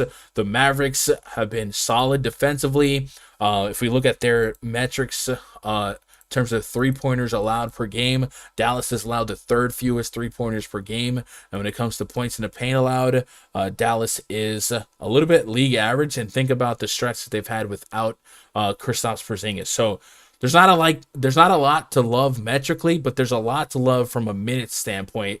What are you doing with the Raptors today? And I think it would be contingent on it if Gary Trent is out, to play some of these guys with higher level of confidence, because the minutes that we're seeing besides some of these price points is ridiculous. Yeah, I think Fred VanVleet at 8,600 kind of let me down last couple games. But, I mean, those are his floor games. 39, 35 fantasy points against Milwaukee and Miami. He always has 50-point upside. He's just doing it all for the Raptors. I like that. I think Siakam might be like the safest play on the board today. His floor is literally like 45. Past 6 games, 54, 59, 46, 45, 58. The minutes, essentially 40 minutes every game. Stuff from the stat sheet, points, rebounds, assists, blocks, steals. And at 9,100, I just think he's so safe. He can get you a 50. Even in a bad game, he'll get you a 40. So 9,100, I like it. Center Oli kind of makes it a little difficult, but he'll definitely be in the pool. And the Dallas side, I think Porzingis at 78 is intriguing. I think he always has that 45, 50 point upside. So he's interesting. Don't know how much I'll get to him. And Luka might get lost in the sauce for me today. Yeah, I'm going to push back on the Siakam point. I think 45 just ain't going to get it done today. Center only, I'm probably going to want 60 out of my centers. I definitely think 50-plus fantasy points are there. He overperformed for my fantasy expectation against the Heat, but it's based on 6 stocks. He had 5 steals, and then the assists were there as well. So I guess for what it's worth, what is Siakam's assist prop today? He has a 5 assist prop. For that many minutes, if he's going to get some more ball handling opportunities, maybe 5 is a little light. He's cleared 5 in 4 of his last 5 games, and this game being a little bit more slower, a little bit more methodical per possession. But yeah, it's easy to write this game off, but it's also hard at the same time because these prices are so tough. On the Mavericks side, I think Porzingis on DraftKings under 8K, he has a little bit of meat on the bone there. And then Luka, 10.8K. Looking for that ceiling breaking spot. Anyone that's close to 11K on both sites probably has to be a top 3 fantasy contributor on the entire slate. So if you don't think that's going to be Luka today, then I agree with the pushback here. But he's got a real chance to do it anytime he touches the court. Bobby Schmurder says, "Can Raj hit the Dougie?" Of course, we can hit the Dougie. We can hit the Soldier Boy, the Dougie. I mean, we can do a lot. We're at 65 likes, Raj, 174 viewers. How many likes for you to hit the Dougie? I mean, hey, get to 100 likes, we'll hit a little Dougie. Show him a little. Don't give it to him for free. Oh, that's true. Okay, a little shimmy first. A little shimmy. Well, chat, you work on those likes. He'll work on that Dougie. Hey, Gun will Dougie too. No, we'll see what Gun will not. Gun, I don't even. I once had a dog named Doug. I don't know what else. What no, that's the dance John Wall used to do too. I just learned how to dab a week ago. Okay, Thunder at the Spurs. We got speed it up. SGA, Josh Giddey, Lou Dort, Darius Baisley, Jeremiah Robinson, Earl taking on DeJounte Murray, Derek White, Dougie McBuckets. Hit the Dougie. Keldon Johnson, Jakob Poeltl. Am I not Poeltl enough for the Poeltl Club? Echo. 220.5 total, 7-point spread in favor of the home team, San Antonio Spurs. Raj, I'm getting some feedback from you right now. Blah, blah, blah. Echo. La la la. All right. So this is one of those games that if I ended up with none, I wouldn't hate life. DeJounte Murray sharing the court now with Derek White recently come back. I don't think that kills his ceiling, but it does make it a little more volatile game to game. 34 fantasy points, 44 fantasy points, 2 games where Derek White is back, a couple lopsided games. So again, like I said, we're taking steam away from his likeliness to be optimal, especially considering how big the slate is. I want to minimize my risk. So if I end up with no DeJounte Murray today, I don't think I lose sleep. Looking at the Thunder side, SGA's been the main catalyst in those games staying competitive for them. The Thunder being one of the worst offenses in all of basketball, have the second worst offensive efficiency in all of basketball behind just the Detroit Pistons. So plenty of reason to be pessimistic about SGA's 9K Fanduel price point. But if this game stays close, you got to look his way. Saw an interesting stat about Derek White being one of the better guard defenders in the league this season. So maybe more reason to expect lesser results out of SGA. And again, if I'm selling out for ceiling, I gotta overlook the spot. I'm fine with looking the other way on this game, but doing due diligence here. Josh Giddey at under 7K on both sides does have a real shot at 40 plus fantasy points. And then on the Spurs side, considering the Thunder have been one of the worst defensive matchups, or the best depending on how you're looking at it, to opposing bigs, Jakob Poeltl might be somebody that you can take advantage of in a fruitful spot. OKC being top 6 in fantasy points per game to the center spot, and top 4 in fantasy points per minute to the power forward spot. So I like to look at those together because of how fluid positions can be these days. I think Jakob Poeltl has a chance to get to 40 plus, but I don't think anything in this game becomes a tier 2 or better for me. Real quick, any names you're plucking away for your player pool before we get on to the next game? DeJounte Murray, he had a bit of a floor game last game. I don't think we should forget about him. Definitely has 60-point upside, easy matchup for him. But with everyone healthy, I could see why you can also not get to him. But other than that, I'm not running to play anyone else in this game. No one else kind of intrigues me. I guess SGA at 8-4. If this game stays close, he could be a 50 burger at 8-4. Him versus Jaylen Brown, I think, is interesting. Probably leading more Jaylen Brown. Yeah, DeJounte Murray this season with Derek White off the court, we're getting a 27.5% usage rate, 1.5 fantasy points per minute. And then when he shares the court with Derek White, those numbers go to a 26% usage rate, but just 1 fantasy point per minute. Kind of doesn't make sense, but he loses half a point per minute in that split so far. So yeah, I'm willing to look the other way, and I'm going to look the other way as I move on to the next game. Utah Jazz hosting the Houston Rockets. Project starting 5 for the Rockets: KPJ, Jalen Green, Eric Gordon, Jayshawn Tate, Christian Wood taking on Mike Conley, Jordan Clarkson, Bojan Bogdanovic, Royce O'Neal, Rudy Gobert. 230.5 star total, 13.5 points spread in favor of the home team Utah Jazz. Jazz coming in right now is one of the largest favorites on this entire slate. I think the largest favorite, and they're without a couple of notable names. Donovan Mitchell being the most notable. He is out. Rudy Gay is also out, and Hassan Whiteside's going to sit this one out as well. And whenever Donovan Mitchell's out, we're able to spread around 20 to 30 real points to the rest of this lineup, and you give them one of the softest matchups in all of basketball, the Houston Rockets, 115.2 points per 100 possessions. This is a fun spot to attack the Jazz. We're going to wrestle with the, but what about the blowout seesaw side of things? But everyone has upside at their individual price point today. Mike Conley, 57 to 6K, Fanduel to DraftKings respectively. Jordan Clarkson under 6K on both sites. Bojan Bogdanovic under 6K on both sites. And Rudy Gobert under 9K. I've been playing a ton of Rudy Gobert. What I love about the Jazz is they don't sell out to go small ball against the other team, and without Hassan Whiteside, there's just that many more minutes coming his way. So depending on how long this game stays competitive, sometimes teams are too dumb to know that they should get smoked. I think the Utah Jazz are all going to be probably tier 2 and above. Of course, I'll drive some wedges between them in terms of personal exposure to them, but I'm all about these guys individually. There's not one Jazz player in my starting 5 that I would push back on. And then maybe Joe Ingles is somebody that draws the start here, and Jordan Clarkson still becomes that strong play off the bench. I got 30 minutes for Ingles at 3,700. I think the likely outcome is for him to start here, but no matter what, I think Clarkson has one of those 30 to 40 fantasy point outcome potentially in front of him today, and then Conley as well. It's worth looking at a quick on-off court tool here for the Jazz, and I'm essentially just going to leave the whole team on, and we'll look at numbers with Mitchell on versus numbers with Mitchell off.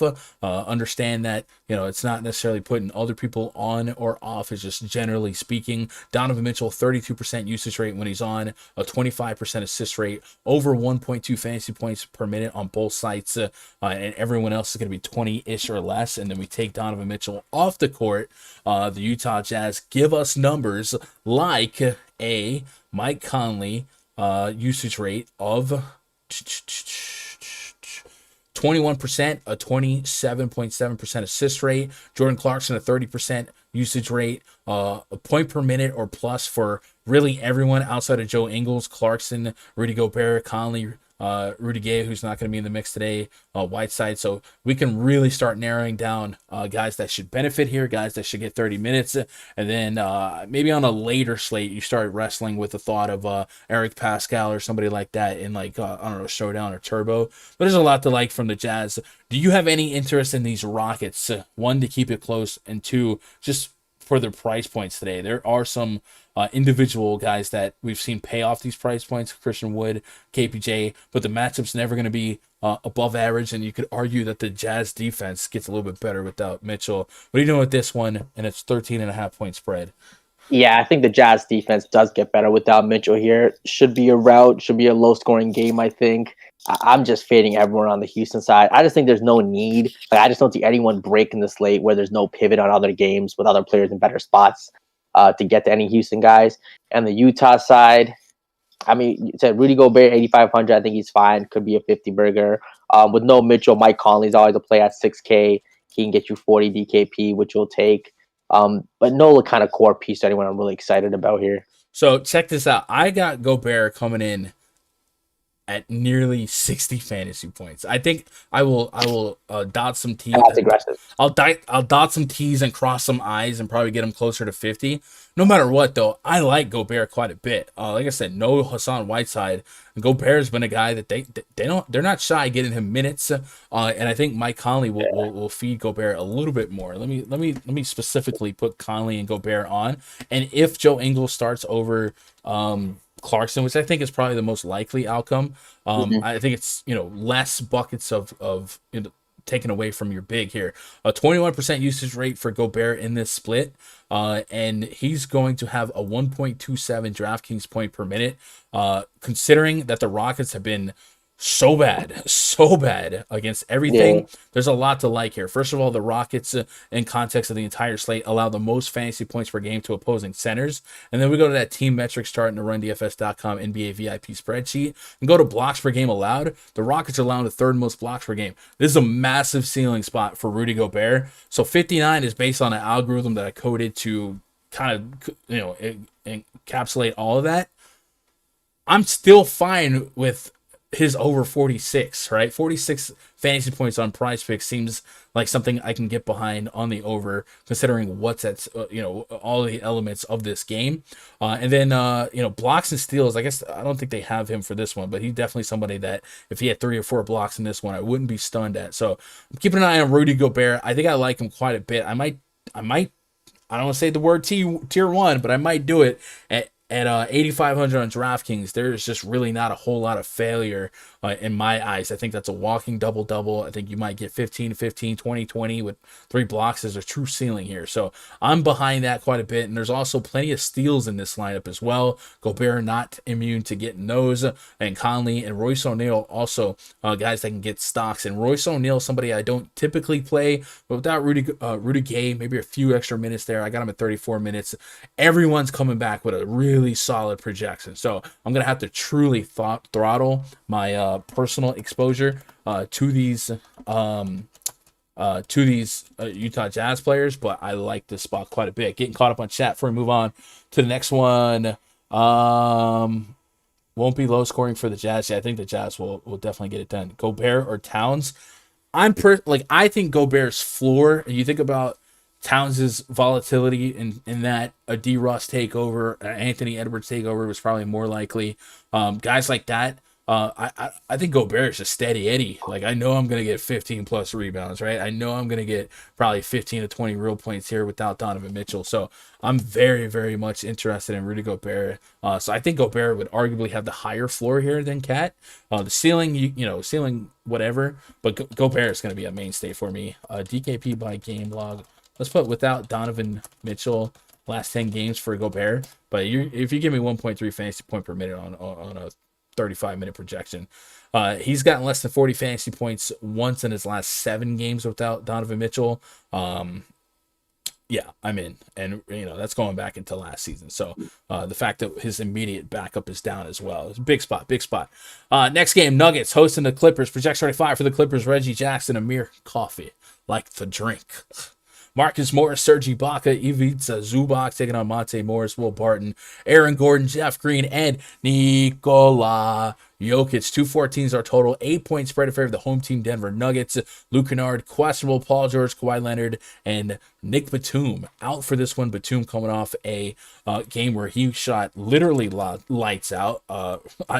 I don't know what got into him on Monday, but he went 11 for 16, 7 for 10 from behind the arc, and he also represents likely 24 to 36 minutes that they're going to have to replace. Maybe it goes straight to a potentially returning Luke Kennard, but it's easy for me to not like this game. I did not like what I saw of the Clippers the last time these two teams played. It was one of the lowest paced, just ugly games where the final score was 87-85, and the Clippers, if you remember, had to overcome like a 20-point deficit at half.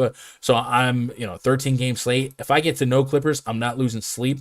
And the same with the Nuggets, but the guy that you have to consider any given Sunday is Nikola Jokic. Has the real chance of being the top scoring player on this slate anytime he touches the court. I currently have him leading the entire slate in fantasy points right now. Rods, I guess the only question I have for you is Jokic. If so, how much? And do you agree with the rest of this game being few, if not no exposure? I mean, yeah, with Jokic, it's almost like you play him every slate just because he has, the highest likelihood of being the highest scorer on the slate. 12-4 gets the Clippers team, dropped 64 on him last time. I mean, I like it. I think sometimes you even take the raw points at 12-4 to get you 60, 65, which is what he'll need. But in a perfect world, for him to be optimal in this slate, he probably needs 70 plus. Yeah, probably 13 game slate. Plenty of value to get to there. My boy Josh had said that he wasn't too scared of Jokic's rebound prop, even though it was pretty high, 12.5. He just gets boards, and he's cleared 12.5 several times in his last couple games, including against the Clippers. But for the most part, this game feels like a spot where I don't need to prioritize anything. So I'll move on to a more interesting game. We got 2 games left on the slate. Chad, if you're out there, remember Raj has promised a Dougie at 100 likes, so that's 15 more. And then, It's been a while since Dougie too. That's stretching. And also, ever since I mentioned we hit 5,900 subs, we got 5 more. So we're working on almost 20 new subscribers today. Huge if we're going to hit that 6K goal by February 1. So shout out to you guys that are hitting that red sub button and appreciating showing some love. It is free to do so. And if you guys want to hang out with me after this stream, I'll be in the RunDFS.com VIP Discord. Go to VIP memberships at RunDFS.com. Find something right for you. If you never tried it before, $20 bill, get you in there for a week. That'll get you NFL coverage over the weekend, NBA coverage for the next 7 days. And then, of course, you'll get access to the premium Discord, where I think most of the value is at. We added a PrizePicks channel. We have the pre-lock voice chat. And it's not a pre-lock Twitter radio show. You know what I mean? Like, you guys get in there, grab a mic, talk it up, make some friends, shoot the breeze, debate LeBron versus Michael Jordan. Whatever you want, it's there. James. I think that's where a lot of the value to any subscription for Run DFS comes into. We've got a lot of cats in there grinding it from all walks of life, all over the country, all different bankroll levels. Come be part of that, RunDFS.com. Kings hosting the Pistons. Next game on the docket, projects 35 for the Pistons. Corey Joseph, Cade Cunningham, Ham Diallo, Sadiq Bey, Isaiah Stewart taking on De'Aaron Fox, Terrence Davis, Harrison Barnes, Marvin Bag alert. Marvin Bag alert. Rashawn Holmes, 222s are total. A 7-point spread in favor of the home team, Sacramento Kings. Pistons, night 2 of a back-to-back. Were up against the Warriors last night. So one of, I think, 2 teams on a back-to-back today. A lot to like on the Kings side, a little to like on the Pistons side. I highlighted how bad the Pistons have been offensively this season. The worst offense in all of basketball, 102 points per 100 possessions on the season. The worst net rating in all of basketball, minus 9.8. But there's always a but. They're facing a bottom 4 defense in all of basketball. Maybe, just maybe, they surprise some people and keep this game competitive. Within 10 is the spread. Cade Cunningham gets a boost. If you expect the game to stay competitive, he's just 6K on Fanduel. He continues to just fall into 30% ownership each slate just because people know his upside at that price point. Ham Diallo has been getting rebounds. Sadiq Bey was a guy that's likely going to be top 3 in shot attempts on the team. And it sounds like we got news that Kelly Olynyk is going to be back in the mix for them. It's probable. So Olynyk has not played since November 10th, but before he left, he was right behind Jeremy Grant in terms of stretch force to get some run. I would imagine they're gonna ramp him up slowly. He's been out with conditioning as well. But what I speculated that might do is perhaps hurt the propensity of Trey Lyles getting one garbage time, but really just maybe taking away 8 to 15 minutes out of Trey Lyles' table. And if we look at the last couple of Pistons games, Lyles has a lot of fourth quarter appearances. Last night, Trey Lyles closed the game, played the entire fourth quarter, not as a starter. A lot of these are also correlated with blowouts against the Phoenix Suns. Trey Lyles played a little bit of the fourth quarter, not much. And then the game prior against the Raptors, just to keep the trend going, Trey Lyles closed out the fourth quarter. So there's a real chance that Lyles could go from, maybe high 20s to low 20s in minute projections. And one of the lines that was set on PrizePicks earlier, they haven't fixed it yet, 25 fantasy points. And that's a line that he's kind of barely getting in some spots based on some blowout run here. So I do think there's a chance that Trey Lyles might be overvalued. He can still hit it because the Kings are really bad defensively, and they bleed fantasy points in the paint, real points in the paint as well. But just something to keep an eye on. Matchup wise, we know that we got Killian Hayes out. Did that drop or not? No matter what, we know Tyrese Halliburton is out for the Kings.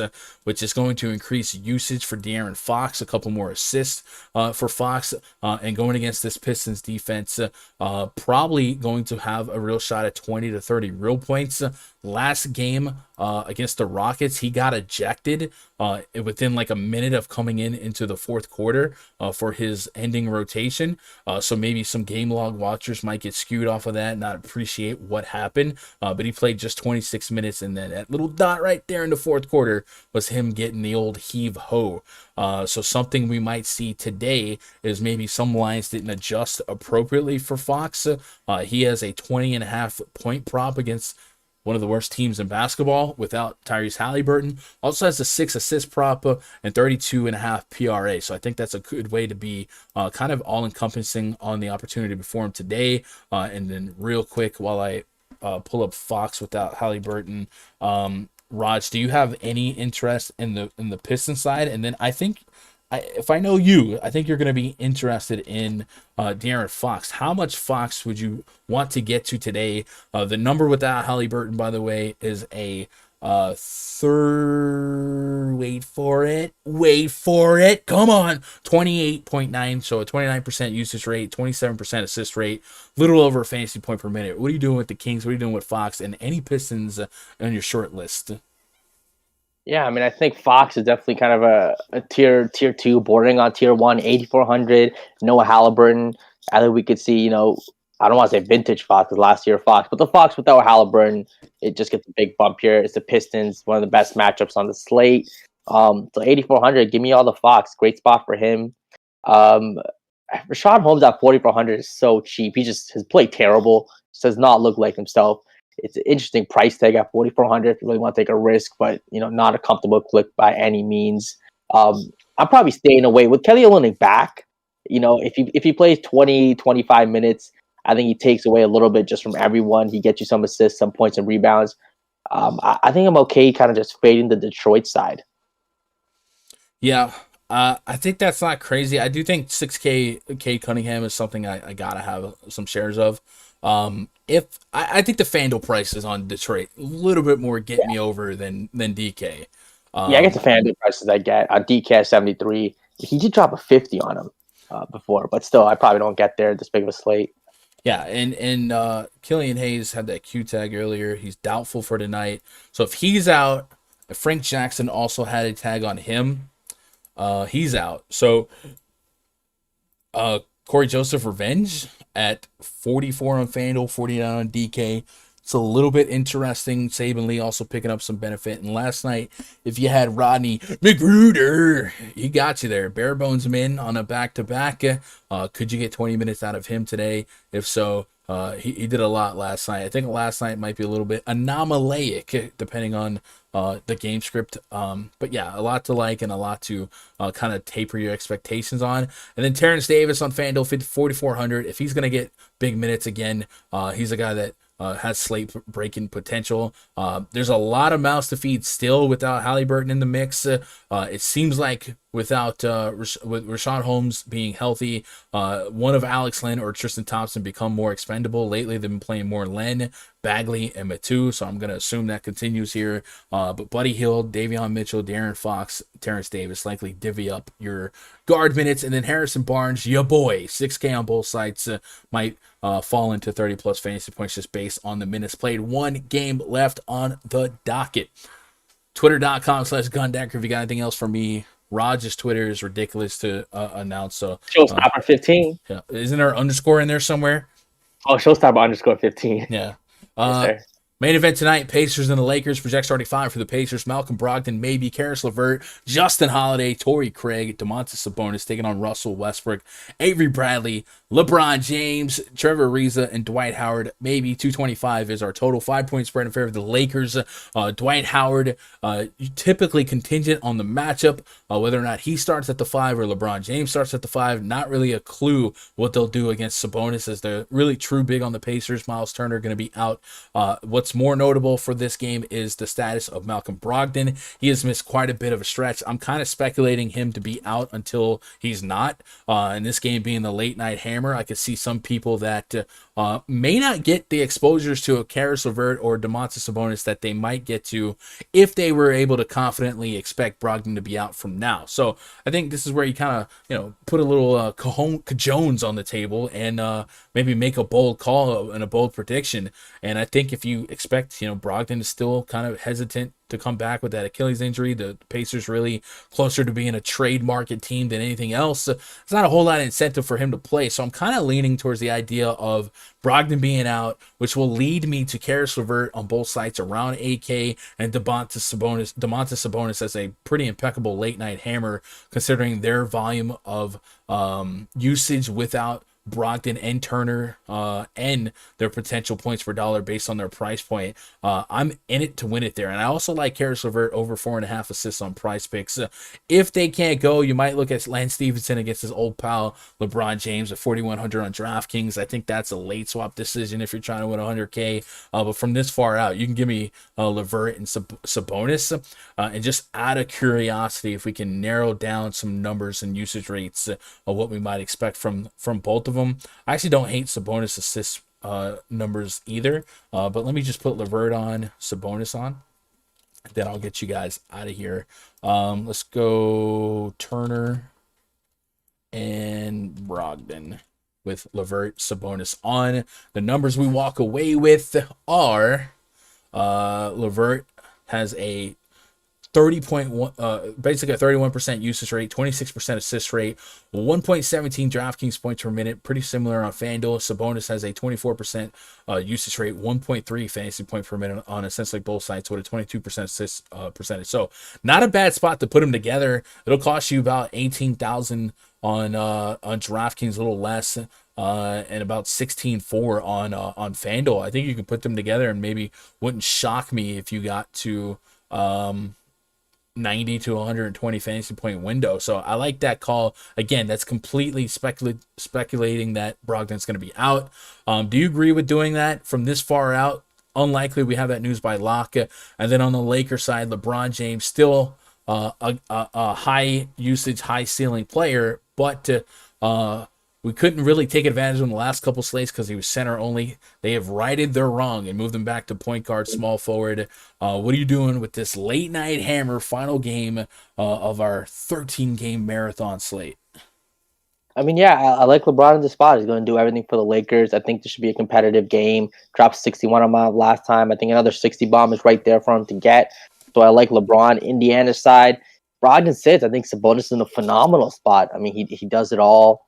Him and Caris LeVert. 7,900. I think this is a 50 spot for him. Given the minutes against the Lakers, a team that's not playing a lot of defense, I like it. So Caris LeVert, Sabonis, LeBron, and I don't think they'll be that high out. Maybe people just don't want to, play that kind of late night hammer, or they're still waiting on the Brogdon news, so it might keep them away. So I like Caris LeVert, Sabonis. We've been targeting the Lakers all year. I'm not going to stop now. Looking back at last game, Goga Bitadze got 24 minutes, closed out that fourth quarter, and Oshae Brissett got 21 minutes. You think about the minutes that needed replaced in the absence of Miles Turner.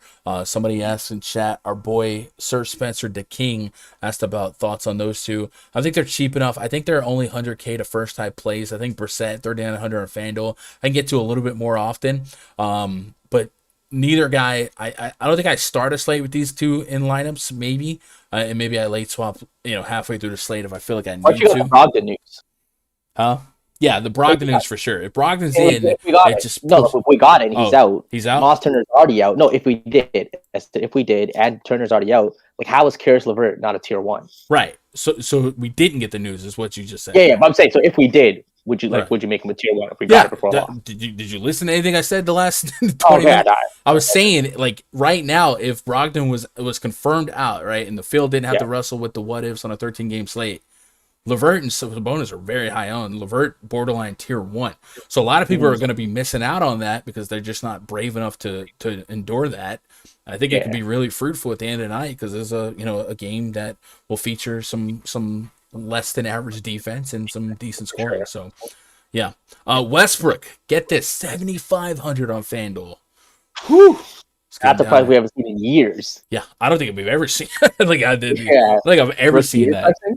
Yeah, that's pretty wild. Yeah. At So, 7,500, I want to say, not even the cash play. He hasn't this played guy that hit well. a couple more shots. Just got to do Yeah, it. I was gonna say, like, it's just a cheap price for that name brand. So I think keep him in the pool, but I don't think he's a tier 1 or tier 2 even. All right. Well, chat. That is our 13 game slate. I gotta get in the Discord. Raj, you want to give? We're technically 5 likes away. We didn't get that. I think this stream. Oh, I think there's a lot of people watching on delay. I think it'll get to 100 likes. gotcha. So it's up to you if you want to hit the people with a little Hello, doggy. Shimmy. Do I sit down? Do I stand up? So confused. I don't know what to do with my hands. I was gonna say, do I stand up? Hit him with a little something. You see me? You see me? Yeah. You're in shot. Hey, I'll be like, hey. I'll be like, what? Teach me how to Dougie. Hey, that was high school days. Those are definitely high school days. Chat. Shout out to the Dougie. That's Shout it. out to the Dougie. Hit the thumbs up if you haven't already. Give them the thumbs up. Should be back at it probably tomorrow. Tomorrow's only 3 games, so I'm not sure how I'm going to serve the content, but there's going to be content somewhere, somehow. I appreciate you guys joining me on a Wednesday afternoon. Subscribe if you haven't already. I'm headed to the Discord, man. I appreciate you guys. As always, good luck. God bless. And go win some money.